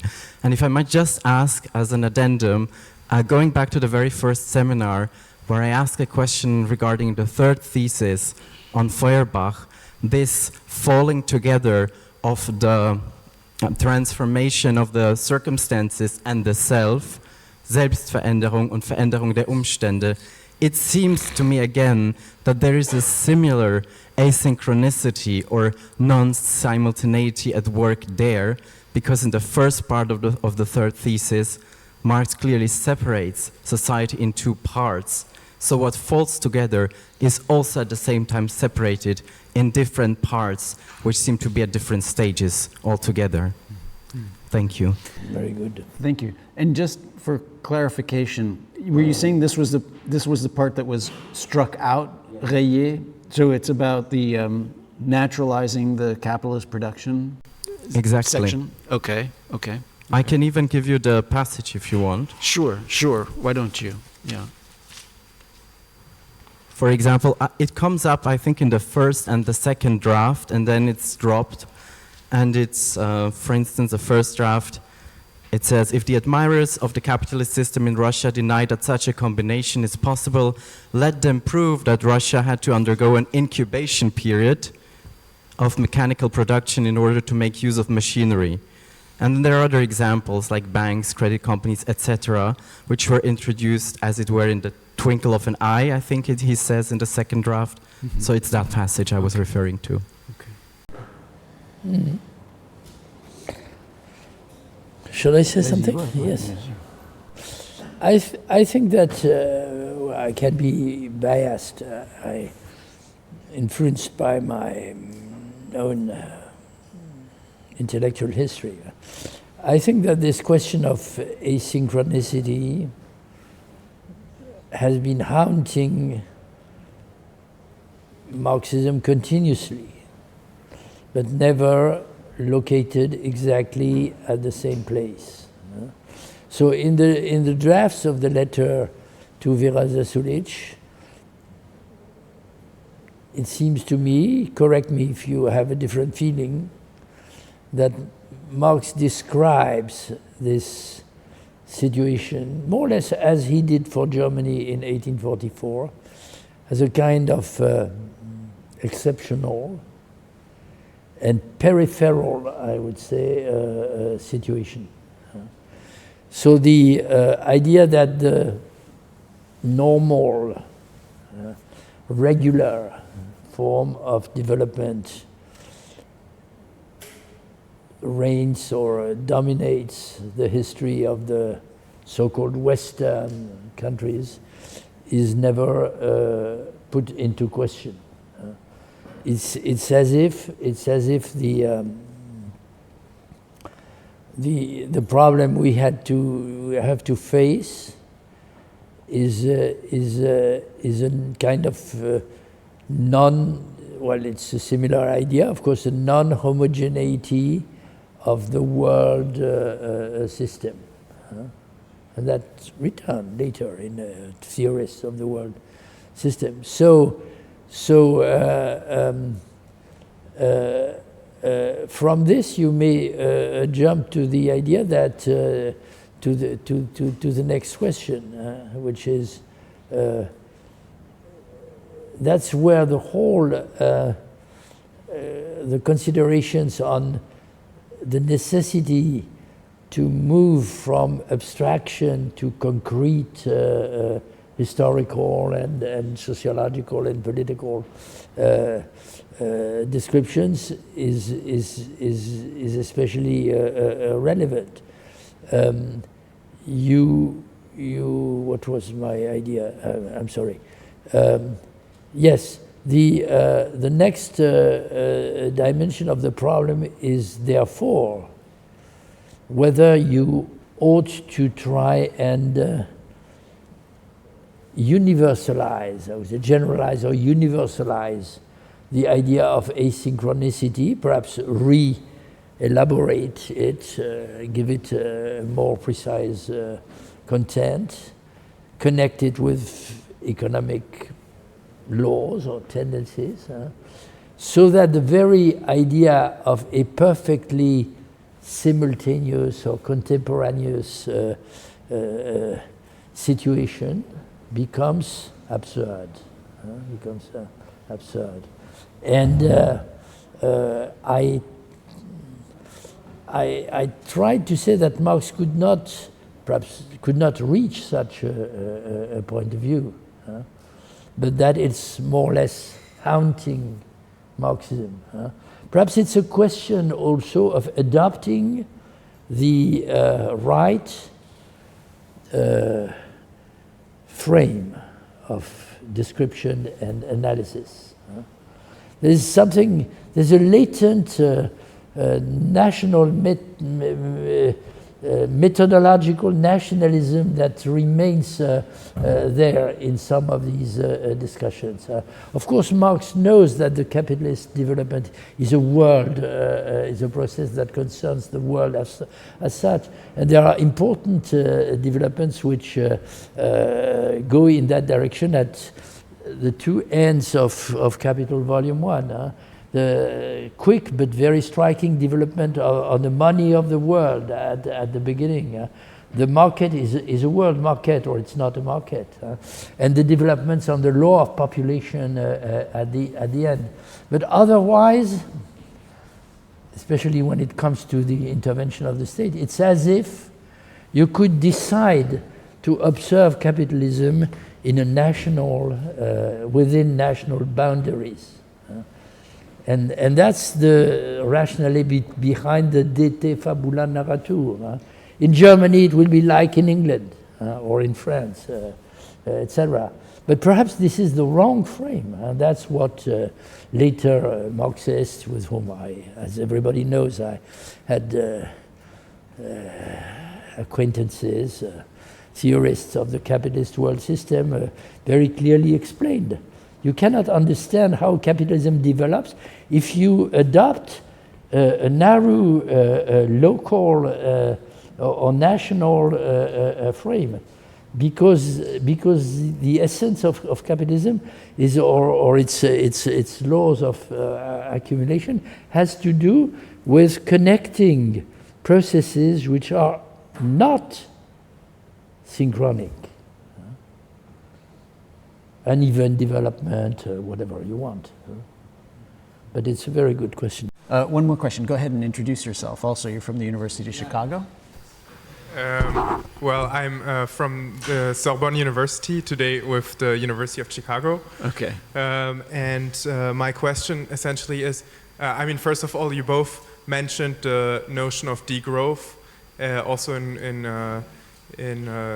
connection with Kohei Saito, and degrowth communism, and you mentioned towards the end, Mr. Balibar, the categories of the public sphere, the class state, and the commons. And earlier you said that you were not fully convinced of. If I remember correctly, that you were not fully convinced of Saito's degrowth communism. So it was, I just kind of have, out of curiosity, I just wanted to know why you're not convinced. I mean, this is not a trick question or anything, just like out of curiosity. Thank you. I will not embark on a long discourse on that. I fully sympathize with Saito's perspective, political perspective, his idea of combining ecology and socialism.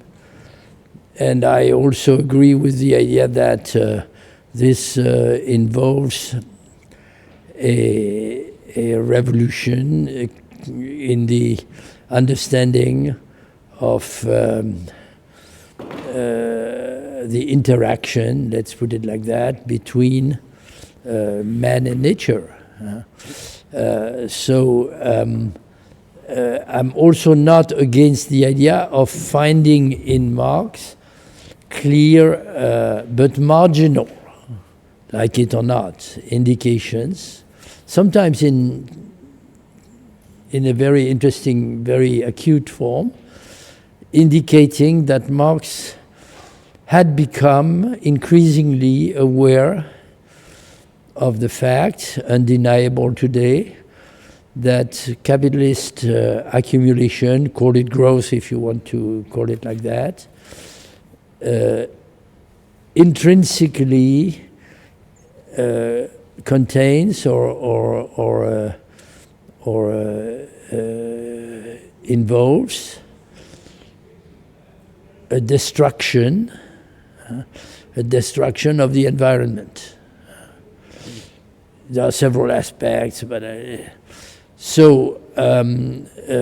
most interesting passage, of course, or sentence is towards the last part of Capital Volume 1, where Marx explicitly writes there is no capitalist development or capitalist process of accumulation that does not involve the destruction of the two, what he calls the two sources or factors of actual wealth. That's the term he uses. The human force on one side, and the earth or the land, the earth on the other side. But where I think Kohei is overstating his case, or this is when he returns to a very interesting notion that Marx had not invented, that he shared with contemporary geologists, science, naturalists, and so on, which in German is called das Stoffwechsel, so usually translated as the metabolism of man and nature. And so at the beginning of the chapter on work, on labor, excuse me, not work, that's an interesting nuance, and labor and valorization, Marx writes, the labor process is first of all, implicitly that means from an abstract point of view, a process of metabolism where the human agency transforms nature or acts upon natural conditions as a natural force itself. So that seems to introduce a kind of reciprocity. And Saito wants us to carry the idea of this reciprocity to its extreme and logical conclusion, that is reverse or abolish, if you like, the subject-object scheme. The idea that labor, the problem is with different concepts of labor. So one of them, the one that Marx never, not only never abandoned, but put at the basis of his theory of value, of valorization, was humans, societies, in forms that are need to be described as precisely as possible, are acting as forces of transformation, natural, if you like, of course, from a materialist point of view, upon a given object, which is nature. But it's not the case that the relationship becomes a reciprocity. Or if it's the case, which is a very interesting idea, of course, and probably a materialist, then you have to drop the theory of value as a foundation for your economic theory. Because the theory of value is not based on the idea that natural forces, machines, instruments, etc. Produce value. It's entirely based on the idea that it's human labor that produces value. So Marx's representation of labor is completely dissymmetric, and it's of course anthropocentric. And Saito, in a very exciting and interesting way, proposes a bifurcation from there to adopt a concept of labor which is more, of course, acceptable from an ecological point of view, which becomes symmetric, in which nature acts upon humans just as humans act upon nature. So that's a theoretical dilemma, if you like, where you have to choose. And I suggest, perhaps I'm too simple, too simplistic, that you can't have it both ways. With Marx on the theory of value, and with Saito and others on a non-anthropocentric concept of labor. I'd very much like to discuss that with him. Yeah. Let me just jump in yes. on this as well. I think that there's. We had a terrific discussion about this with Kohei. I think that there's no question but that transforming the conditions of production will be a strategy that goes with degrowth. Speak louder. Sorry. That transforming the conditions of production will necessarily entail degrowth or less growth. No, but I agree with that entirely. Right. No, but so now and no. Oh, I'm not. This wasn't a. This wasn't a No. I know. A contradiction. I completely agree with that. No. And that's why we are in a political mess. Because the forces in this society which agree with the prospect of a degrowth economy are completely marginal, and they're neither on the side of the capitalists nor on the side of the workers and the people. So you're right. And I would also say that while I really admire Kohei's work, I wouldn't want, I mean, the step that I am not comfortable with is to say, basically, this was where Marx was going. And I actually don't feel that that's necessary in any way. And it actually, that rubs me a little bit. There's where I feel that I'm not sure. I mean, rereading the Gotha Program again, right? The idea that he was actually turning back on the kind of productivism is like, no, look what he says about child labor, right? What does he say about child labor? The general prohibition of child labor is incompatible with the existence of large-scale industry. It's thus only an empty, pious wish, right? Its implementation, if possible, would be a reactionary step. I mean, this is not kind of revisiting Yes, but perhaps- questions yes, of productivism, you're right, right? you're- It's like you're- we're gonna use kids, You're absolutely right. Kids and education is the most powerful means for the transformation of present society, right? So You're absolutely right. But, so but so perhaps- there's ways in which, but I think that nevertheless, I was really convinced and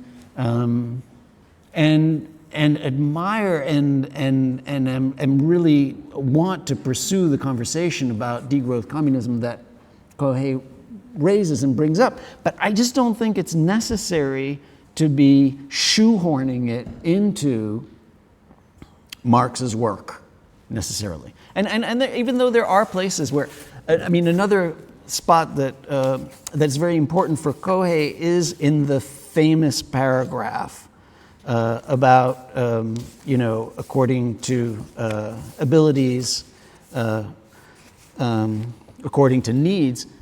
And there's so many subclauses in that little paragraph, right? That's, of course, that's one of the sentences I'm talking about. It's like we all just reread that one sentence and extract so much from it. He's focusing on the one, on the subclause where he says, all the springs of cooperative wealth flow more abundantly, suggesting that that was actually not that we've moved towards some form of that the word cooperative there actually suggests that we've moved away from some forms of productivism. But there's the other one there, which is labor when the all-round development of individuals increase their productive powers, right? So I don't think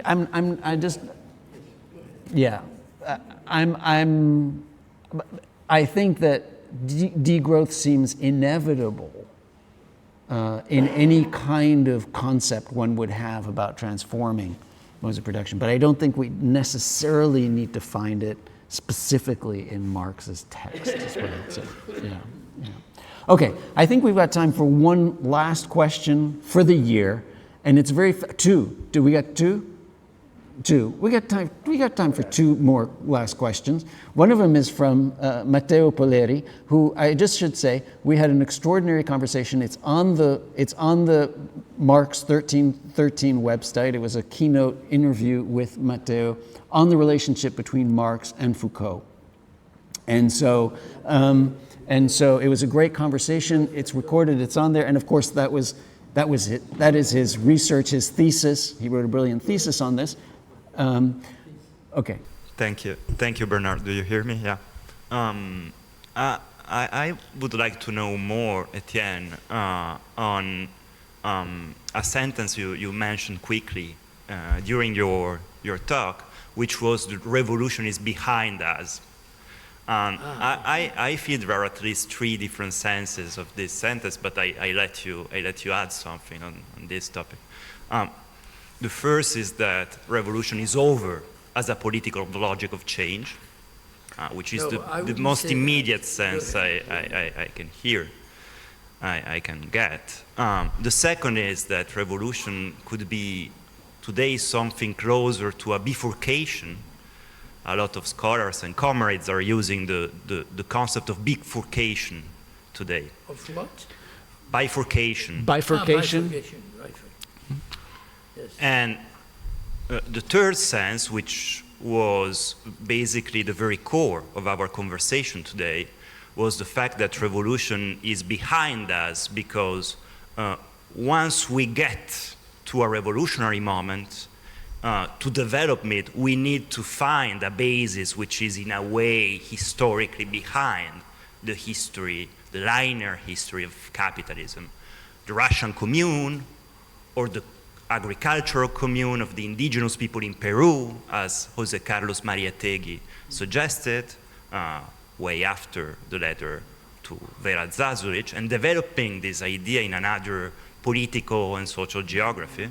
So there are these three senses of your idea that revolution is behind us, but the first is that, at least that it's what I got listening to you today, is that the very logic of revolutions is something that we can see as something that is situated in the past. Mm-hmm. So if you can add something on this point.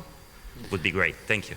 Before you do, Étienne, I just want to say that the one line that I wrote down of Étienne during this talk was, quote, "I still hope the revolution is ahead."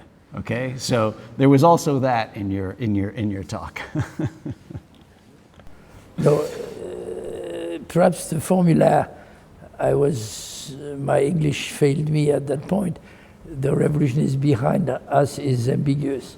What I wanted to say is that we have behind us experiences, experiments, if you like, Rita Di Leo's Esperimento Profano, of revolution. So the revolution is no longer a kind of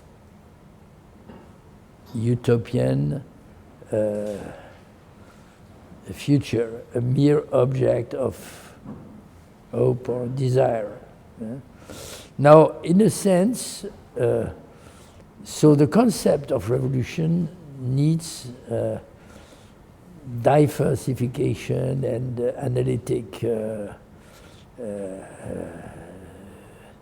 discussion. Now, you might say that, in fact, if we take Marx's writings and his followers or disciples, this was always the case because they had a model, or they elaborated a model of revolution. I argued that in somewhere. But the model is complex. It's double. What seems to be the most immediate formula is that every concept of the coming revolution, the coming communist revolution, in Marx and after him, remained very strongly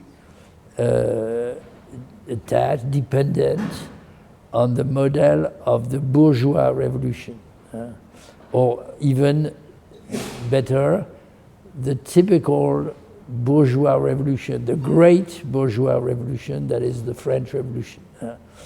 As a German romanticist, I think it was Schlegel or another one, wrote, and that I quoted that, it's well known. The French Revolution was die Revolution schlechthin, the revolution absolutely speaking. And the consequence is that certain fundamental schemes are borrowed from there and continuously repeated. It's not so it's not only Trotsky that famously explains that when Stalin comes to power, oh yes, we know that. It's Thermidor, or it's Napoleon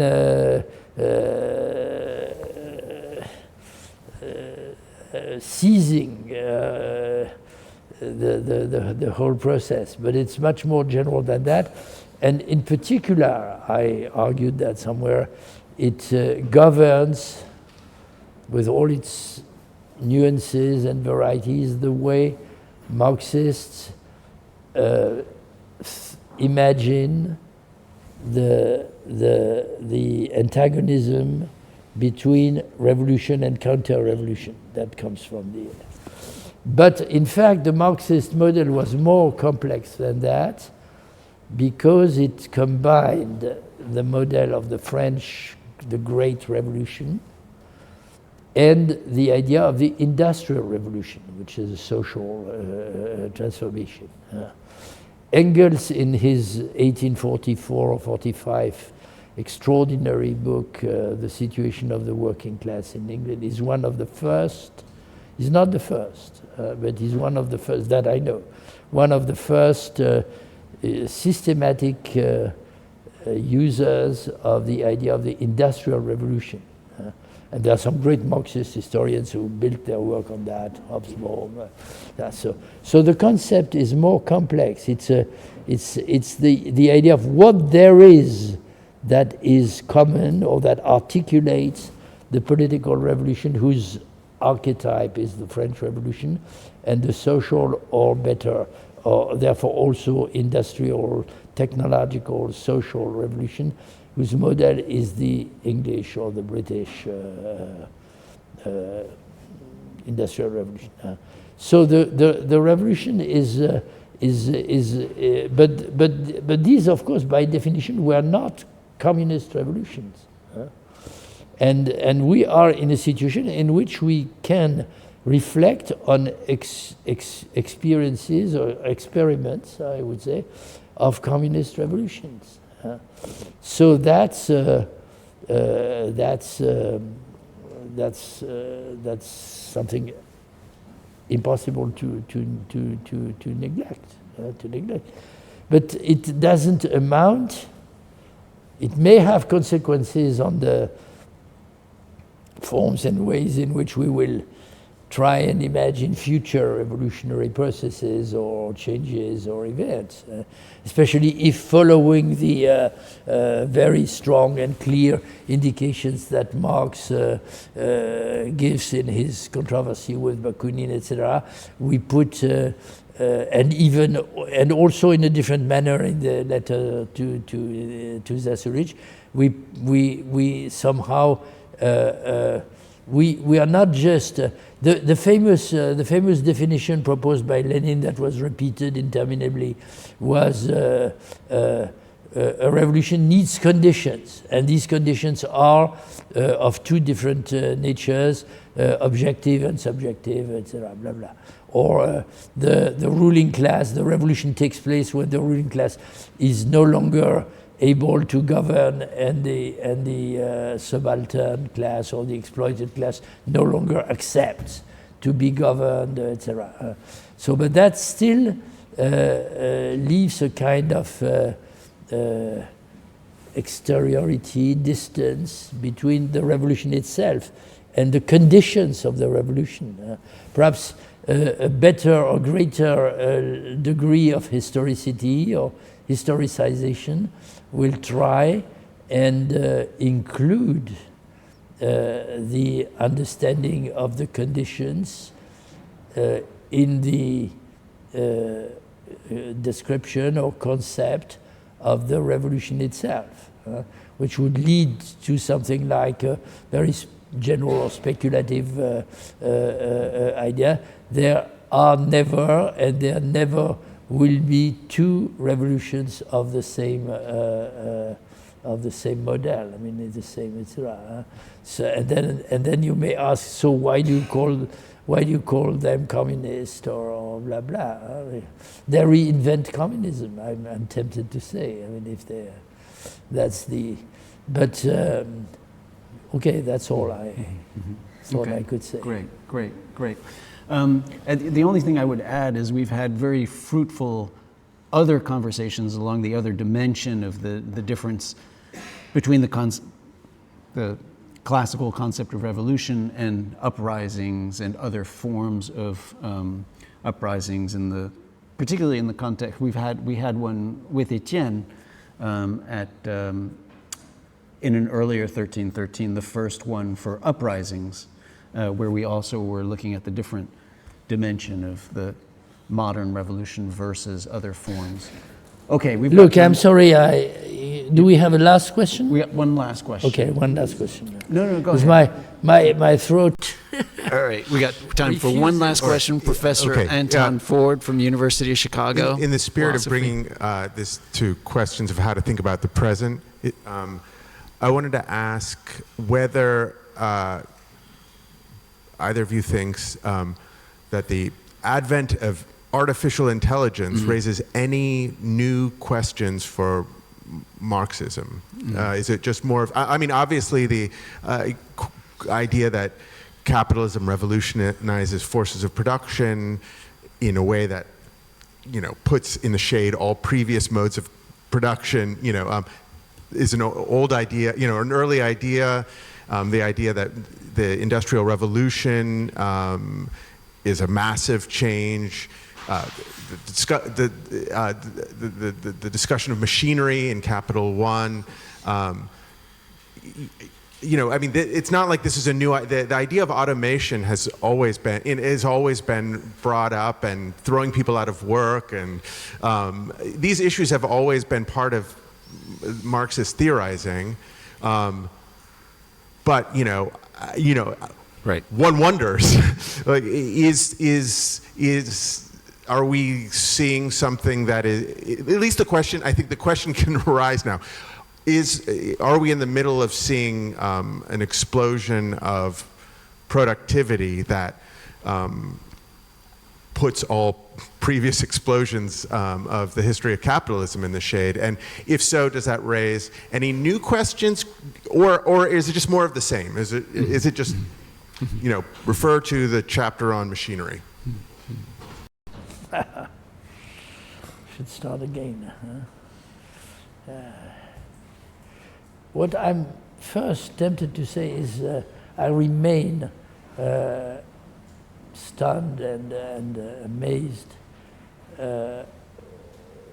when I see how much of Marx's descriptions of these phenomena, the machinery, the progressive, the becoming automatic of production processes, the articulation of that technological upheaval or revolution with the introduction of new forms of surplus value and therefore accumulation. So how much of that remains relevant? I mean, of course, first of all, it's, I remember discussions about that a long time ago when we read Negri on one side, but also Braverman, trying to work on Taylorism as a form of capitalist management and so on. So I remember, it's not, I don't say that for narcissistic reasons. I remember a colleague who was a real expert on the history of mechanization in industry and other social processes, who had read my very abstract chapter in the collective book Reading Capital, where I had a development on Marx's concept of technology. And he said, I'm surprised to see how much of what you say, following Marx, of course, is confirmed or matches the later processes, particularly the Taylorist division of labor and so on. And I said, yes, it's amazing. It's because Marx had not only he had an insight, but he had a concept that allowed him, that plays into your game, I hope. I mean, that allowed him to identify the intrinsic articulation of technological change and capitalist exploitation. So then I lost my then we're back to from another side to the question that was raised about Kohei Saito. It's about the place and function of labor. That is the sensitive issue. Marx is very, and Tony Negri made a fantastic development on that basis, because Marx in Capital and even more in the Grundrisse writes that the profit that capital is accumulating no longer directly comes from the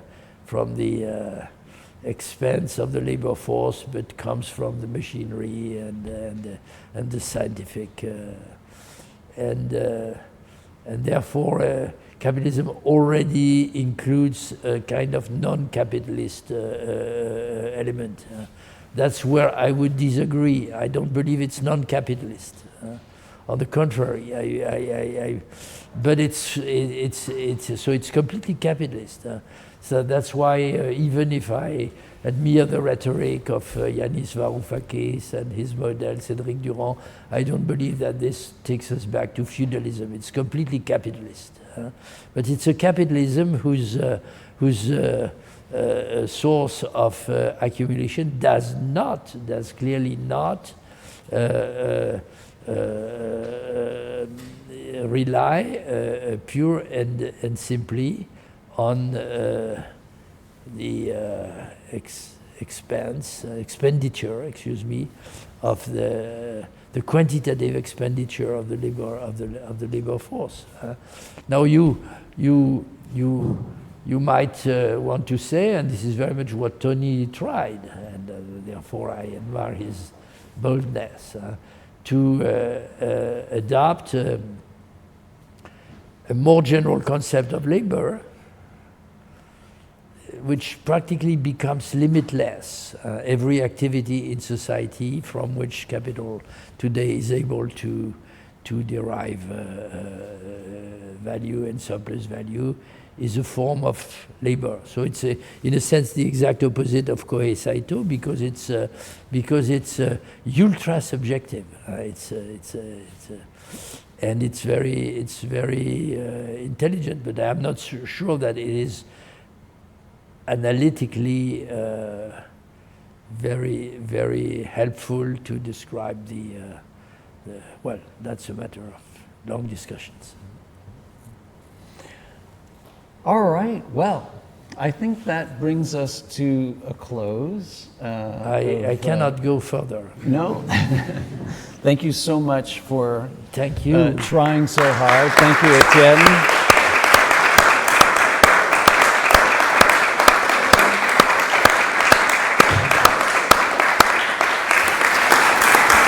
Thank you, everyone.